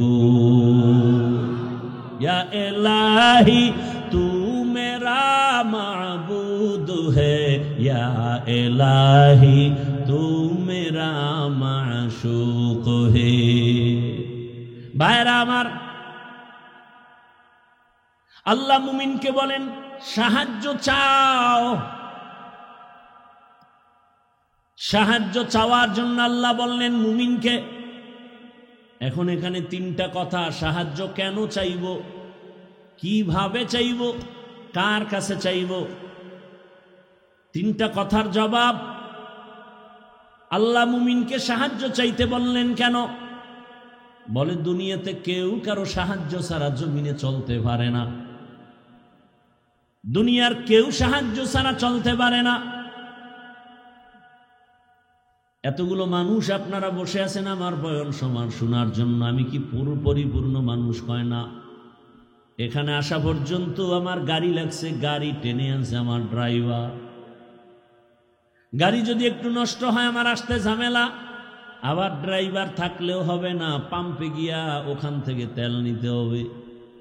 পাম্পের যারা বসা আছে ওরা সব বেশিরভাগ মূর্খ, তেমন শিক্ষিত টাইটেল নিয়ে ওখানে বসে নেই। আমি যদি বলি আমি এত বড় বক্তা, তোর মতো মূর্খের থেকে তেল নিব না, কয় তাই তুই মর, কারণ আমাগো গরিবের কাছে আসবি না, তোর গাড়ির মধ্যে জীবনে তেল যাবে না। আল্লাহ কোনো মানুষকে স্বয়ং সম্পূর্ণ বানান নাই। আল্লাহ সাহায্য চাইতে বললেন কেন? আল্লাহ তার এক জবাব দিয়ে কোরআনে বলেন ওয়া খুলিকাল ইনসানু যায়ীফা। আমি মানুষকে বড় দুর্বল করে বানাইছি, মানুষের মতো দুর্বল কোনো প্রাণী বানাই নেই। মানুষ এত দুর্বল, পিপিলিকার কাছেও দুর্বল। আল্লাহর বানানো ক্ষুদ্র পিপিলিকার কাছে আমরা দুর্বল, একটা দুর্বল। মানুষের বানানো জিনিসের কাছেও মানুষ দুর্বল। 2 টাকা দামের একটা বেলেট বানাইছে মানুষ, ওই বেলেটের কাছেও সব মানুষ দুর্বল। কি এই যে স্থান বানাইছে মানুষ, এই মানুষ এই স্থানের বাড়ি খেয়া জাগাত নাই। ইট বানায় মানুষ, ইটের একটা টুকরা পড়ছে, জাগাত শেষ। তাহলে মানুষ নিজের বানানো বস্তুর কাছেও দুর্বল, আল্লাহর বানানো ক্ষুদ্র পিপিলিকার কাছেও দুর্বল। পিপিলিকায় যদি মেজাজ গরম করে, একটা বনিয়াদমরে ঘুমাতে দিব না, খাইতে দিব না। কোনো বনিয়াদম খাইতেও পারবে না, ঘুমাতে পারবে না। মশায় যদি আন্দোলন শুরু করে, আদম সন্তানের কপালে আর ঘুম জুটবে না। কি জিন্দেগি বরবাদ হয়ে যাবে। তাহলে আমরা মশার কাছেও দুর্বল, পিপিলিকার কাছেও দুর্বল। আমাদের মতো দুর্বল কোনো প্রাণী নাই। এই কথা যেমন সত্য, আমাদের মতো শ্রেষ্ঠ জমিনে কেউ নাই, এ কথাও সত্য। দুর্বল হইয়া আবার শ্রেষ্ঠ হয় কেমনে? ধৈর্য হবে শোনা। দুর্বল সে আবার শ্রেষ্ঠ হয় কেমনে? হ্যাঁ, দুর্বলতাটাই শ্রেষ্ঠত্বের কারণ। যেমন আপনাদের ঘরের মধ্যে শিশু বাচ্চা আছে, আবার বড় ছেলে মেয়েও আছে। ভালো করে বুঝেন, ঘরের মধ্যে আপনার শিশু বাচ্চা অনেক দুর্বল, হাঁটতেও ভালো করে পারে না। খেয়াল করে দেখবেন, 8 বছর পরে বাবা আসছে বাড়িতে বিদেশ থেকে, বা ঢাকার থেকে আসছে 1 বছর পর গ্রাম এলাকায়, অনেক শপিং নিয়ে আসছে। এর মধ্যে বর্তমান দুনিয়াতে যত বড় কিছু আনুক, আকর্ষণীয় হাদিয়া কি? মোবাইল। নিজের জন্য 90-1 লাখ টাকার মোবাইল, বউয়ের জন্য একটা। বউয়ের মোবাইল বউরে দিবে, কিন্তু সব কাপড় চুপড় বের করে বলে ভাগ ভাগ করে দাও। ছেলের জামা মেয়ের জামা মোবাইল 2টা আলাদা রেখে দিছে ড্রেসিং টেবিলের উপরে, ওটা প্যাকিং করা ইনটেক। ছেলে একটা বড়, ওর তো নজর হেন, ও কাপড় চুপড়ের দিকে তাকায় নাই। ও গিয়া ইনটেক প্যাকেটটা ধরছে, লাখ টাকার মোবাইলের প্যাকেটটা যখন ধরছে না, বাবাই দিছে ধমক, এই মোবাইল ধরিস না। ছেলের মনে একটা কষ্ট আসছে, বাবা এতদিন পরে বাড়ি আসছো, ধমক দিলা কেন? অভিমান কইরা সন্তান অন্য জায়গায় বা রুমে গিয়া চুপচাপ বসে আছে রাগ করে। বাবা সব গুছাই টুছাই ও ইনটেক মোবাইল টেবিলে রাইখা গেছে বাথরুমে। কোন রুমে? বলেন বলেন। আমরা বাথরুম শিক্ষিত ভদ্র যারা, এরা বাথরুম কয় না, কি কয়? ওয়াশরুম। ওয়াশ কয়নি? বাথরুমে ওয়াশ করা চূড়ান্তভাবে উচিত না, কারণ বাথরুম হলো জিন শয়তানের আড্ডাখানা। বাথরুম কখনো ওয়াশরুম হতে পারে না। একান্ত যদি আপনার বাথরুম ওয়াশরুম বানাতে হয়, মাঝখানে পার্টিশন লাগায়া দেন, বাথরুম আলাদা থাকবে, ওয়াশরুমে আপনি ওযু বানাবেন, যা করবেন, ওয়াশরুম আলাদা, পর্দা লাগায়া দেন। না হয় আরো উত্তম হবে, বাথরুম আলাদা থাকবে, আপনার ওয়াশরুম থাকবে আলাদা। কি কমু, কারে কমু? দুনিয়ার সব মিস্ত্রিগুলো সব এক না একতন্ত্র ভাবে বেসিনটা দিয়ে তুইবে বাথরুমের ভিতরে। এরপরে কমর তো সব চেয়ার হাই, লো কমর নেই, সব চেয়ারে বয়ে বয়ে বয়ে বয়া টেলিভিশন দেখবে বাথরুমের ভিতরে। কি আর বলবো? ওয়াশরুম নয়, বাথরুম তো বাথরুম, সেটা ওয়াশরুম হয় কিভাবে? আমাদের অনেক ওলামায়ে কেরামের বিরুদ্ধাচরণ করেন, উচিত না। বাথরুমে খালি পায়ে যাওয়া যাবে না, খালি মাথায় যাওয়া যাবে না, তো অ্যাক্সিডেন্ট হবে, দুর্ঘটনা হবে, কারণ জিনের আড্ডাখানা প্রত্যেকটা বাথরুম। খুব খেয়াল করিয়েন, ওলামায়ে কেরাম থাকলে ভুল হলে ধরায় দিয়েন, জায়গায় দাঁড়ায় যাবেন। কিন্তু আপনি ওয়াশরুমে যদি খালি পায়ে যান, খালি মাথায় যান, বাধা নাই, বাথরুমে যাওয়া নিষেধ, খালি পায়ে যাওয়া যাবে না। এবং সেখানে ঢুকতে কিন্তু নিয়ম আছে, বাম পা দিয়া ঢুকবা, ডান পা দিয়া বের হওয়া। ওয়াশরুমের এই কিন্তু নিয়ম নেই। যাক, অনেক কথা। কি কথার থেকে এখানে আনছি? নো, এর আগের কথা কি? ওই যে বাথরুমে গেল, এখন ওই যে শিশু বাচ্চা আছে না, বড় ছেলে ইনটেক প্যাকেটটা হাত দিছে, মাথা গরম, ছেলে গিয়া অভিমান করে আর এক রুমে হুইয়া রইছে। এদিকে বাবায় ওয়াশরুমে যাওয়ার পরে ছোট বাচ্চাটাই ওটারে আস্তে আস্তে করে খুলছে। খুইলে এবার ওটার থেকে বের কইরা, এটা তো ডাইন বাম বুঝে না, এমন জোরে একটা আছাড় দিছে ফ্লোরে, জাগাত 1 লাখ নাই। বাথরুমে বাবা আওয়াজ পেয়ে মাথা গরম, দরজাটা খুইলা দেখে আকাম কে করছে? ছোট বাচ্চা, কলিজার টুকরা। বাবায় কিছু কয় না, খালি চোখ গরম করছে। বাচ্চাটা বাবার চোখের দিকে তাকায় কান্দে দিছে, চুম্বুকের মতো আকর্ষণ। বাবায় হাত বাড়ায় কোলেটাই না, আব্বু কাঁদিস না, তোরে কিছু বলি নাই। দুর্বলতাই সম্মানের কারণ। বাচ্চার উপরে এত কেন দুর্বল? বাচ্চার উপরে সবার মায়া কেন কয় দুর্বল? আল্লাহ বান্দারে মায়া করেন কেন কয় জিনের থেকেও দুর্বল, ফেরেশতা থেকেও দুর্বল। আল্লাহ বলেন এই দুর্বলতা আমি মর্যাদা বাড়ায় দিছি। আবার পুরুষের মধ্যে, মানুষের মধ্যে নারীরা দুর্বল, এজন্য পুরুষের থেকে নারীর সম্মান বেশি। নারীরা দুর্বল, এজন্য তাদের মর্যাদা বেশি। এরা চাইলেই জুমায় যেতে পারবে না, চাইলেই ঈদগাহে যেতে পারবে না, চাইলেই যুদ্ধের ময়দানে যেতে পারবে না। আল্লাহ কয় এরা দুর্বল। ও নবী জানায়া দেন, আমার বান্দি যারা জুমায় যেতে পারবে না, রৌদ্রের তাপ সইতে পারে না, এদের শরীর বড় নরম, এরা বাহিরের কষ্ট সহ্য করতে পারবে না, জানায়া দেন তোমরা ঘরে থাইকা জোহরের নামাজ আদায় করো। পুরুষেরা জুমায় গিয়া যা পাবে তুমি ঘরে বৈশা সেই সওয়াব পেয়ে যাবা। পুরুষেরা জানাজায় গিয়া যা পাবে, আম্মাজান ঘরের মধ্যে আপনি তাই সওয়াব পাবেন। পুরুষেরা যুদ্ধে গিয়া শহীদ হবে, আর আপনার শহীদ বাচ্চা প্রসবকালে যদি মা দুনিয়া থেকে বিদায় নেয়, আল্লাহ কয় নবী জানায় দেন আমি তাকেও শহীদের মর্যাদা দান করব। যত দুর্বল সম্মান বেড়ে গেল। ও মানুষ, তুই বড় দুর্বল। বলে এবার দুর্বল তো এক লাইনে বললাম, আর এক লাইন মেধার বেলায় তুই দুর্বল, খানার বেলায় দুর্বল, ঘুমের বেলায় দুর্বল। দুনিয়াতে বড় বড় খাদক আছে, নীল তিমি আছে, বড় বড় সাগরের মধ্যে নীল তিমি। এক একটা নীল তিমির প্রতিদিনের খাদ্য তালিকা 1000 কেজি চিংড়ি মাছ। কি বলবেন? নাউজুবিল্লাহ, সুবহানাল্লাহ। না হারামিন বিড়িটা নেই, সুবহানাল্লাহ, তো সময় লাগে।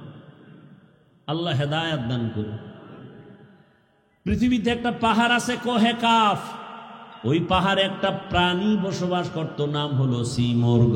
এই প্রাণীটার প্রতিদিনের খাদ্য তালিকা 40টা মোটা তাজা হাতি। বাদ দেন, ঢাকায় যান চিড়িয়াখানায়, ওখানে বাঘের খানা কত? বাঘের প্রতিদিনের খাদ্য তালিকায় লেখা 17 কেজি গোশত প্রতিদিন একটা বাঘের খাদ্য। আপনাকে এই থানায় কেউ পারবে? 3 বেলায় 17 কেজি গোশত মারতে পারবে? না পারলে কয় হুজুর ধাক্কা ধাক্কিটা চলে খাওয়ার জন্য। ডাক্তার বলছে মিষ্টি খাবি না, হারাম মরবি। যে সবে বরাতে মসজিদে গেছে মিষ্টি খাওয়ার জন্য, আর খাইতেই হবে। ডাক্তারের মানা নাই, আবার বাচ্চা একটা লয়ে গেছে। নিছো ভালো কথা, তোমার বন্টনে একটা প্যাকেট, সে বাচ্চারটাও নিছে, এবার ভাগ দিয়ে আর একটা প্যাকেটের জন্য হাত দিছে। আরেকজনে পিছন দিয়ে দেখে যে আমি একটাই ভাই, 2টা নেওয়ার পরে আরেকটা টানে, ওর হাতেরটা ধরে টান দিছে, লাগছে দুইজনে কিলাকিলিতে প্যাকেট সব পায়ের তলে ভর্তা। শেষ পর্যন্ত চাইয়ে দেখে এই কিলাকিলির মধ্যে মসজিদে কেউ নাই, ওরা 2জন ছাড়া। মসজিদ থেকে বাইরে এখানে মিষ্টিও গেছে, জিন্দেগি বরবাদ, এই মসজিদে আমুনা মিষ্টির প্যাকেট ঠিক মতো পাইলাম না কেন? এর নাম নফসে খাওয়ামা। নফস 3 প্রকার, আর বাঙালির একটা নফস বেশি আছে, এটার নাম খাওয়ামা। এটা শুধু খানা চায়। আর এমনি আল্লাহর ভাষায়, ইসলামের পরিভাষায় নফস 3 প্রকার: আম্মারা, লাওয়ামা, মুতমাইন্না। আর বাঙালির আর একটা বেশি। আল্লাহ হেদায়াত দান করুন। একজনে বলে রাস্তা দিয়ে রওনা হয়েছে, তো আর এক ভদ্রলোক আল্লাহ ভক্ত, সে মেহমান ছাড়া খানা খায় না। তা আজকে আরে পাইয়া লাইছে, ভাই মেহমান আনলেই বরকত, ঘরে আসলেই বরকত, রসুলের হাদিস। এখন সেই সময়ের খাদ্য বড় প্রধান রুটি। মেহমান আসছে তো একটু গোশতের আয়োজন করি, তো রুটি আইনে দিয়া গোশত আনিয়ে দেখে যে রুটি খাইয়া লাইছে মাঝখানে। কি করবো? ওদিকে রুটি বাজতে দেরি, গোশত আনতে দেরি, বা গোশত দিয়ে আবার রুটি আনতে গেছে, রুটি বানাইয়া রেডি করে আনতেন, দে গোশত নাই। এইভাবে 10 বার আপ ডাউন করণে কি পরিমাণ রুটি ভিতরে ঢুকছে, ওদিকে পাতিল খালি। পরে জিজ্ঞাসা, ভাই আপনি যাইবেন কই? ডাক্তারের কাছে। কেন? কয় রুচি নেই। ভদ্রলোক কয়, ভাই আল্লাহ রাস্তা আপনি যান তাড়াতাড়ি, তবে অনুরোধ এই পথ দিয়ে আর ফেরত আইয়েন না। গরতাওয়াকুল মিকুনিহার সবহ শাম মিরাসানাদ রিজকে তু আজলা মাকাম। কত রাত ঘুম মারলেন? আল্লাহর দিনের জন্য একটু ঘুম কমাবেন, একটু কম ঘুম হবে। এতটুকু ধৈর্য হচ্ছে না, আমিও ছেড়ে দিব, অনেক দূরে যেতে হবে। আর 10 মিনিটে আমি শেষ করব ইনশাআল্লাহ। ধৈর্য হবে না আগেই দোয়া করে দিব? আলোচনা করলে আমার আরো অনেক আলোচনা আছে শুধু আয়াতের উপর। আপনাদের ধৈর্য হচ্ছে না, আর আমারও হয় না। কত আর আল্লাহর দেওয়া বাসি আর কত বাজবে? ওগো নবীর উম্মতেরা,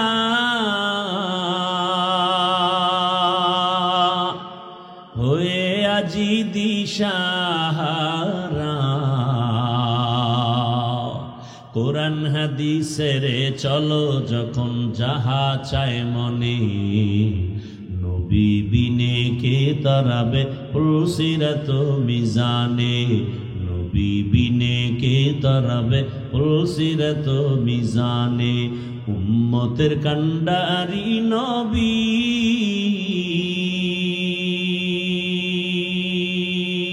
কাঁদছেন উম্মতের লাগি, এখনো কাঁদেন নবীজি শুয়ে মদিনার পানে। নবী বিনে কে তারাবে পুলসিরাত মিজানে, নবী বিনে কে তারাবে পুলসিরাত মিজানে। ও আমার কলিজার যুবক বাবারা, ও বৃদ্ধ বাবাজি, পর্দার আড়ালের মা বোনেরা, আল্লাহ তো দুর্বল করে বানিয়েছেন, কিন্তু মর্যাদা সবার উপরে দিয়েছেন। মানুষের মতো দামি কেউ নাই। আমরা মেধার বেলায় দুর্বল, সবাই কিন্তু এমবিবিএস ডাক্তার, সবাই ডিগ্রি নিয়ে বসে আছে চেম্বারে, কিন্তু একে অপরের কাছে দুর্বল। নাক কান গলার ডাক্তার পেটের রোগ ঠিক করতে পারে না, মেডিসিনের ডাক্তার নাক কান গলার উপরে বিশেষজ্ঞ না।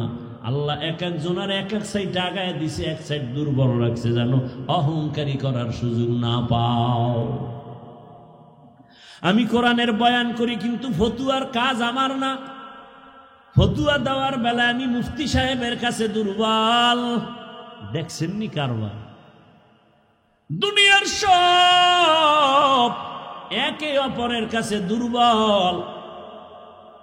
আল্লাহ এত দুর্বলতা দিয়ে বানাইলেন, এদিকে দুনিয়ার জমিনে যে আমি জান্নাতের পথে আগাবো, দুনিয়ার জমিনটাও বড় ভেজালওয়ালা দুর্বল। চতুর্দিকে গুনা গুনা আগাইতে পারি না। আবার আমার পেছনে তিন দল শয়তান আমারে আটকানোর চেষ্টা করে, মানুষ শয়তান, জিন শয়তান, নফস শয়তান। এত কিছুর মধ্যে আমি কিভাবে আগাবো? সাহায্য না নিলে চলবে না, সাহায্য ছাড়া চলবে না। এখন ফাইনাল হয়ে গেল, সাহায্য লাগবেই। এ কথা আমরা ফাইনাল, ঠিক নাকি? আপনি পারবেন সাহায্য ছাড়া?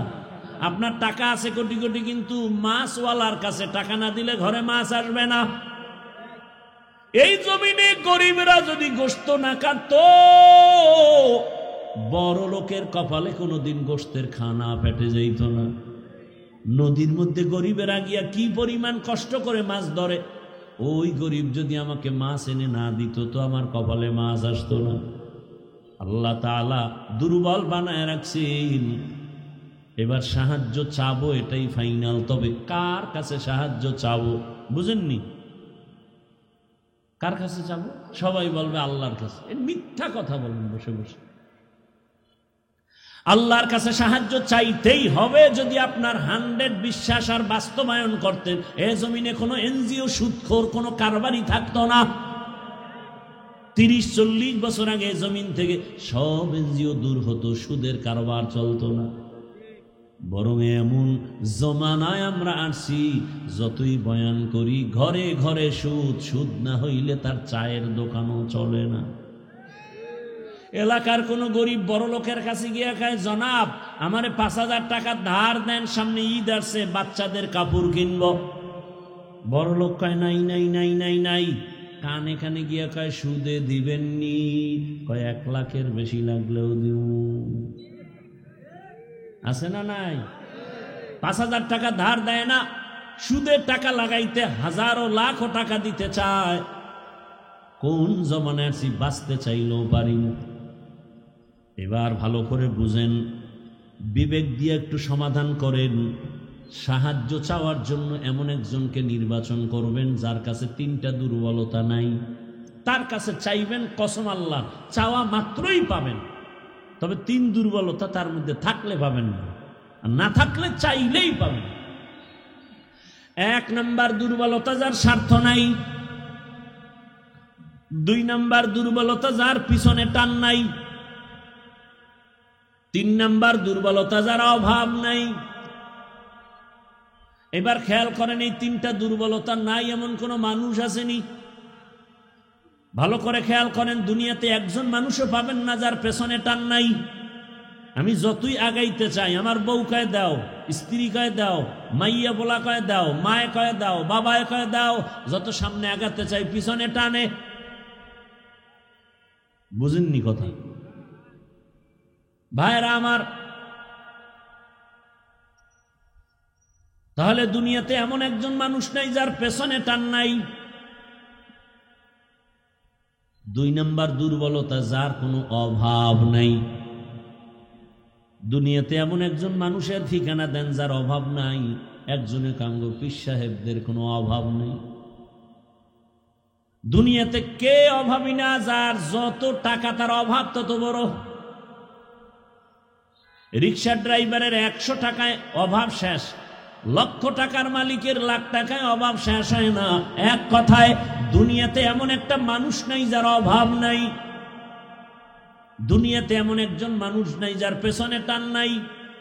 কয় দুর্বলতা গেল, ঘুমাইতেছেন না? আর একটা আছে যার স্বার্থ নেই। দুনিয়াতে এমন একজন লোক বের করেন যার স্বার্থ নাই। বের করতে পারবেন? আমি 2 জন পাইছিলাম, কিন্তু সন্দেহ ঢুকে গেছে। 2 জন পেয়েছিলাম, এক আমার মা আর বাবা। এদের স্বার্থ নাই, কিন্তু সোনার বাংলায় তাকায় দেখলাম স্বার্থের আঘাতে মা বাবা সন্তানের জবাই করেছে।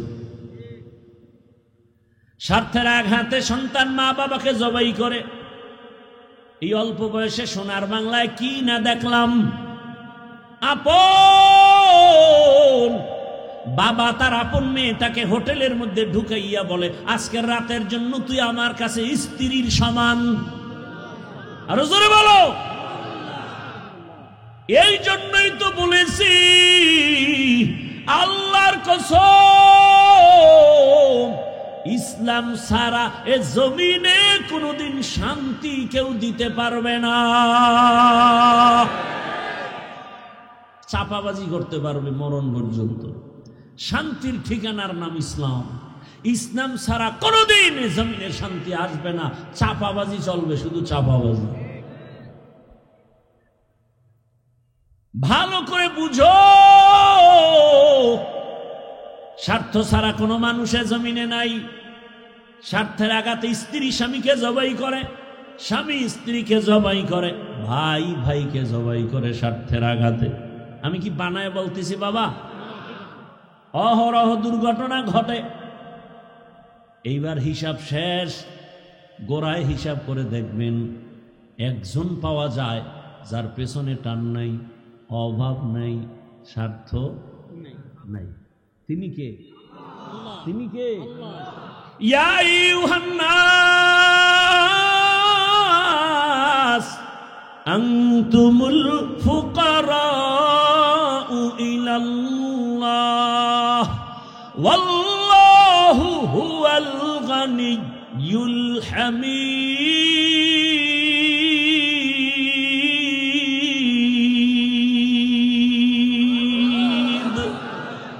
গরতাওয়াক্কুল মিকুনিহার সুবহশারম মিরসানাত রিজকে তু আজলামাকা। স্বার্থ নাই। আল্লাহ কয়, দুনিয়ার মানুষ তোরা সবাই ফকির, আমি আল্লাহ একা ধনী। তবে আমি শুধু ধনী না, আমি প্রশংসিত ধনী। দুনিয়ার ধনীদের বদনাম আছে না নাই? 5 টাকা দিয়া 50 টাকার এহসান জিতায়, খোটা দেয়, খোটা। অমুকে তা আমার টাকায় চলে। আল্লাহ কয়, আমি এহসান করি, কিন্তু এর বিষয় কোনো খোটা দেই না। বরং আমি আল্লাহ এমন কোন রাত নাই আমি আমার বান্দাকে দেওয়ার জন্য দরজা খুলি না। অতি গভীর হয় রজনী যখন, নীরবে প্রভুর নাম জপিও তখন। প্রভুর করুণা যদি পাইবারে চাও, গভীর রাতে উঠে প্রভুর গুণগান গাও। ও আমার যুবক বাবারা, আমার আল্লাহ প্রতি রাত প্রথম আসমানে আসেন নেওয়ার জন্য না দেওয়ার জন্য? বলেন বলেন। কাকে দিবেন? বান্দাকে। বান্দাকে দেওয়ার জন্য আসেন। কখন আসেন? শেষ রাতে। কোন দিন? প্রতিদিন আসেন দেওয়ার জন্য। তোমার যদি লাগতো তুমি কেন ঘুমাও? আল্লাহ তাআলা বলে, আমি বান্দারে এত আদর করে বানাইছি, আমার বান্দা আপনার কি প্রয়োজন? আমি আল্লাহ পাঠাবার আগে সব দিলাম। আমার বান্দা বান্দির পানির দরকার, আগে দিছি ফ্রি। আমার বান্দা বান্দির আলোর দরকার, ফ্রি সূর্য দিয়ে দিলাম। বান্দার বাতাসের প্রয়োজন, সব দিয়ে দিলাম। আবারও প্রতি রাতে আমি আসি, আলা মিন মুস্তাগফিরিন ফাগফির লা, আলা মিন মুস্তারজিকিন ফারজুকা।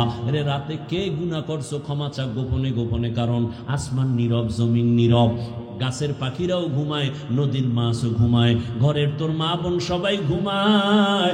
এখন রাস্তা ক্লিয়ার, কেউ শুনবে না। গোপনে সুন্দর করে ওযু বানাইয়া যায় নামাজ বিছাইয়া কলিজা ভরে যদি ডাক দাও, ইয়া আল্লাহ, আমি আল্লাহ তো তোর মোহাব্বতের জন্যই প্রথম আসমানে তাজাল্লি দিয়ে দিলাম। চাইতে দেরি, আমি আল্লাহ তোকে দিতেও দেরি করব না। কত গভীর রাতে আল্লাহর নবী বলেন, আমি রাতের বেলা ঘুমায়ে গেলাম এশার নামাজ পড়ে, হঠাৎ আমার কাঁচা ঘুমের মধ্যে কান্নার আওয়াজ আসতেছে, আমার কানের মধ্যে ঘুম ভেঙে গেল। এই রাতে কে কাঁদে আর আমার ঘুম ভাঙলো? নবী বলেন, আমি উঠলাম, নজর করে দেখলাম আমার মাথার পিছনেই তো মসজিদে নববী। আমি দেখি ওখানে একজন আল্লাহর বান্দা রাতের গভীরে নামাজে দাঁড়ায় দাঁড়ায় কান্না করে। আমি দরজার কিনারায় অপেক্ষা করি, নামাজ শেষ। আমি ভাবতেছি মনে হয় অন্য কেউ, তাকায় দেখি না না, জান্নাতের 1 নাম্বার সাহাবী আবু বকর নামাজে দাঁড়ায় গভীর রাতে কান্না করে। আমি আবু বকরকে দেখলাম, আবু বকর আমারে দেখে চমকে উঠলেন, ইয়া রাসূলুল্লাহ, এ গভীর রাত আপনি কি ঘুমান নাই? বলে, তোমার কান্নায় ঘুম ভেঙে গেল। ও আবু বকর, তুমি কাঁদলা কেন? আবু বকর বলেন, ইয়া রাসূলুল্লাহ, মালিকের আদালতে কেমনে দাঁড়ায় হিসাব দিব সেই ভয়ে কান্না করতেছিলাম। আমার আল্লাহর আদালতে কেমনে দাঁড়াবো? নবী বলেন, কেন? আপনার তো জান্নাতের টিকিট রেডি, 10 জনের প্রথম আপনি। আবু বকর বলেন, ইয়া রাসূলুল্লাহ, আরে আমি আবু বকরের থেকে টিকিটের পাওয়ার তো নবীদেরটার বেশি, কিন্তু আপনিই তো বয়ান করেছেন হাসরের ময়দানটা ভয়ঙ্কর হবে, জমিনটা পুরা জমিন হবে হাসরের মাঠ, সূর্যটা নিচে চলে আসবে, সূর্যের গরম মাটির জমিন তামা হয়ে যাবে। ওদিকে জাহান্নামের চিৎকারের আওয়াজ, জাহান্নাম চিল্লায় বলবে, হে মালিক, বেনামাজি গুলো কই? গুনাহগার গুলো আমার পেটের মধ্যে দাও, আমার পেটের মধ্যে ক্ষুধা। নবী, আপনিই তো ভয়ঙ্কর হালাতের কথা বলছেন, জাহান্নামের চিৎকারে হাসরের ময়দানটা থরথর করে কেঁপে উঠবে। এমনকি আমার আল্লাহ রাগ হয়ে আওয়াজ দিবেন, লিমানিল মুলকুল ইয়াউম লিল্লাহিল ওয়াহিদিল কাহ্হার। এত কঠিন আওয়াজ হবে, হাসরের ময়দানটা থরথর করে কাঁপতে থাকবে। ও নবী, আপনিই বয়ান করেছেন এত কঠিন হালাত, নারী আর পুরুষ সব উলঙ্গ দাঁড়াবে হাসরের মাঠে।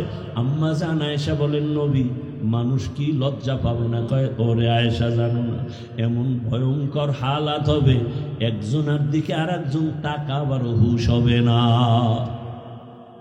এমন কঠিন অবস্থায় আল্লাহর নবীরা পর্যন্ত কান্না শুরু করবেন। আদম নবী কান্না করবেন, ঈসা নবী কান্না করবেন, ইব্রাহিম নবীর কান্না, মুসা নবীর কান্না, দাউদ পয়গম্বরের কান্না, নূহ পয়গম্বরের কান্না চলবে। নিজের উপায় নাই, কি উপায় হবে সেই চিন্তা, উম্মতের চিন্তা নাই। ইয়া রাসূলুল্লাহ, এক পর্যায়ে আল্লাহ আবার একটা কঠিন আওয়াজ দিবেন, ওয়ামতাজুল ইয়াউমা আইয়ুহাল মুজরিমুন। আল্লাহ একটা গায়বী আওয়াজ দিয়ে বলবেন, ও গুনাহগারেরা, ও বেনামাজিরা, ও বেপরদাওয়ালারা, যারা কোরআন হাদিস মানো নাই, আলেম ওলামা মানো নাই, নবী রাসূল মানো নাই, আজকে আমার নেক নেককারদের থেকে তোরা আলাদা হইয়া যা, নেককারদের থেকে আলাদা হ, গুনাহগারেরা ভয়ে আলাদা হবে না। আল্লাহ বলবে আমি কুদরতি ভাবে বাছুনি দিব, বাঁচতে গিয়া যখন ধরে ফেলবো ওই গুনাহগারগুলো বাতাসের মতো উড়িয়া উড়িয়া জাহান্নামের রাস্তায় পড়বে। আর আল্লাহ বলবেন ও আমার নেক আমলওয়ালা, ও পর্দাওয়ালা নামাজি, সূর্যের গরম মাথায় লাগাইস না, আরশে আজিমের নিচে গিয়ে অপেক্ষা কর, রহমতের নবীর সাথে তোমরা সব জান্নাতে যাইবা। আর যারা গুনাহগার বেনামাজি এদেরকে জাহান্নামের পথে দাঁড় করাইয়া আল্লাহ বলবে ও ফেরেশতারা লাইনে দাঁড় করাও, আর আমি বাম হাতে আমলনামা দিব। ও রহমতের নবী,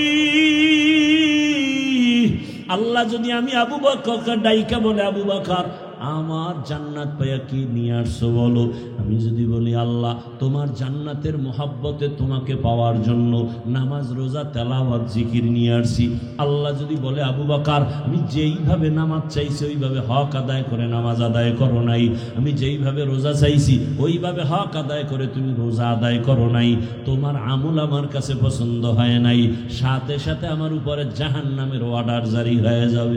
ওই সময় আমি আবু বকরের কি উপায় হবে? চোখের পানি ছেড়ে কান্না করি, ও পয়গম্বর দোয়া করবেন আল্লাহর আদালতে যেন নাজাতের রাস্তা খুলিয়া যায়। ও আমার যুবক বাবারা, বৃদ্ধ বাবাজিরা, পর্দার আড়ালের মা বোনেরা, আমি যে এত কষ্ট করে আপনাদের যত বয়ান শুনাইছি আমি একবারও কিন্তু বলি নাই মাদ্রাসায় আসো, স্কুল ছেড়ে দাও, কলেজ ছেড়ে দাও, না যে পড়ো স্কুলে পড়ো দাবি নাই। তুমি ডাক্তার হও, ইঞ্জিনিয়ার হও, প্রফেসর হও, এসপি হও, ডিসি হও, এমপি মন্ত্রী যাই হও না কেন, অনুরোধ করি বাবা তোমার মতো কত যুবক স্কুল কলেজে ভরিয়াও নামাজ ছাড়ে না, দাড়ি কাটে না, নিজের বিবেকটাকে জিজ্ঞাসা করো তোমার কপাল কেন খারাপ, তুমি পারো না কেন? তোমার মতো কত যুবক রাস্তায় গাড়ি চালায়, 5 বেলার নামাজ পড়ে নাই, বলো তুমি কেন পারবা না? তোমার মতো যুবক র্যাব আর্মি পুলিশ বিডিআর এর চাকরি করে নামাজ পড়ে, তুমি কেন পারো না? তোমার মতো যুবক তাকায় দেখো, নদীর মধ্যে মাছ ধরে নামাজ পড়ে, কৃষি কাজ করে নামাজ পড়ে, নিজেকে জিজ্ঞাসা করো তোমার কপালে কার বরদোয়া লাগছে, মা বাবার নাকি শিক্ষকের নাকি উলামায়ে কেরামের? না হয় তোমার মতো যুবক যদি দুনিয়ার সব লাইনে চাকরি করে ব্যবসা করে নামাজ পড়ে, তুমি পারো না কেন? ও পর্দার আড়ালের আম্মা জানেরা, আপনার মতো কত মা এই এলাকায় এখনো খুঁজলে পাওয়া যায়, বেপর্দায় চলে না, নামাজ ছাড়ে না, মোবাইলে সময় নষ্ট করে না। ও আম্মা জানেরা, বোনেরা, মনটা কি চায় না একজন আদর্শমান ডাক্তারের মা হয়ে যাবেন? আপনার সন্তানের ব্যবহারে শিক্ষকরাও দোয়া করবে, আপনার সন্তানের আচরণে আলেম ওলামাও দোয়া করবে, আপনার সন্তান ডাক্তারি করবে, নামাজ পড়বে, কোরআন তেলাওয়াত করে আপনাদের জন্য দোয়া করবে। এরে আম্মা জান, যদি এমন চান আপনাকে আদর্শবান হতে হবে, আর জমিনে রহমতের নবীর আদর্শ থেকে সুন্দর আদর্শ আর নাই। ও আল্লাহর বান্দারা, ও আমার যুবক বাবারা, মা বোনেরা, বৃদ্ধ বাবাজিরা, তওবার দরজা খোলা, আল্লাহর কাছে তওবা করেন, সাহায্য চান, নামাজের মাধ্যমে, ধৈর্যের মাধ্যমে আল্লাহকে মনে মনে ডাক দেন। ও যুবক বাবা, জীবনে তো দাড়ি কম কাটো নাই, বেপরদায় কম চলো নাই, এখনো কি তোমার মনের শখ মিটে নাই রে বাবা? কয়দিন আর হায়াত পাইবা জানা নাই, আর কবে গুনাহ থেকে তওবা করবা জানা নাই। অন্তর যদি ভালো হয়, যদি তওবার নিয়ত থাকে, মনে মনে আমার আল্লাহকে ডাকো আর বলো হে আল্লাহ, জীবনে কত হাতের দ্বারা গুনাহ করলাম, জবানের দ্বারা গুনাহ করেছি, চোখের দ্বারা গুনাহ করেছি। ও আল্লাহ, আমার মতো যুবক জেনারেল লাইনে থাকিয়া যদি নামাজ পড়ে আমি কেন পারবো না? আল্লাহ তুমি বুঝি বেজার হয়ে গেছো, আজকে থেকে তওবা করতেছি, মরিয়া গেল আর নামাজ ছাড়বো না, দাড়ি কাটবো না, বেপরদায় চলবো না, মা বাবার দোয়া নিয়া, শিক্ষকের দোয়া নিয়া, ওলামায়ে কেরামের পরামর্শ নিয়া রসুলের আদর্শ মেনে চলবো। আর আলেমদের মোহাব্বত অন্তরে নেও, কারণ এই ওলামায়ে কেরাম তোমার জন্য চোখের পানি ছেড়ে আল্লাহর কাছে দোয়া করে, গোটা উম্মতের হেদায়াতের জন্য দোয়া করে। আরে এত কষ্ট করে লেখাপড়া করে এই মাদ্রাসার সন্তানগুলো, খোঁজ নিয়ে দেখবা রাতের বেলা ঘুমায় না, ভোর রাতে উঠিয়া মাওলার কোরআন তেলাওয়াত করে, নামাজ পড়ে, দোয়া করে। এলাকায় শান্তি দাও, অসুস্থ রোগীদের সুস্থ বানাও। ওই উলামায়ে কেরামের দোয়া নিয়া চলিও রে যুবক। আর উলামায়ে কেরাম যেখানে তৈরি হয় ওদিকে তোমার অন্তরটা নরম রাখিয়া পারলে সহযোগিতা করিও। আর আল্লাহকে বলিও, আল্লাহ আলেম হইতে পারি নাই, একজন আলেমের সহযোগী হতে চাই, একটু সহযোগিতাও করিও। আল্লাহর মোহাব্বতে কোরআনওয়ালাদের সহযোগিতা করা, জীবন তোমার দুনিয়াতেও কামিয়াব হবে, পরকালেও কামিয়াব হবে। খবরদার এমন অন্তর যেন না হয় যে কোরআনওয়ালাও হতে পারলা না, কোরআনওয়ালাদের খেদমতেও তুমি আসতে পারলা না, এমন বদনসিব যেন তোমার না হয়। আল্লাহর কাছে অন্তর দিয়া তওবা করো, জীবনে আর গুনাহ করব না, নামাজ ছাড়বো না, বেপরদায় চলবো না, দাড়ি কাটবো না। তওবা করার মতো যদি অন্তর তৈরি হয়, মুনাফিকি না থাকে, খাঁটি তওবার নিয়তে দুটো হাত আল্লাহকে দেখায়া দাও। আয় আল্লাহ, হাতগুলো কবুল করে নেন, তওবা কবুল করে নেন, তওবার উপরে মজবুত হইয়া চলার তৌফিক দান করেন, আমিন। আলহামদুলিল্লাহি রাব্বিল আলামিন, ওয়াসসালাতু ওয়াসসালামু আলা সাইয়্যিদিল আমবিয়াই ওয়াল মুরসালিন ওয়া আলা আলিহি ওয়া আসহাবিহি আজমাইন। ইয়া আরহামার রাহিমিন, ইয়া আরহামার রাহিমিন, ইয়া আরহামার রাহিমিন। রব্বিরহামহুমা কামা রব্বায়ানি সগীরা। اللهم إنك عفو كريم تحب العفو فاعف عنا. اللهم إنا نسألك علما نافعا ورزقا واسعا وشفاء من كل داء. اللهم إنا نعوذ بك من البرص والجنون والجذام وسيء الأسقام.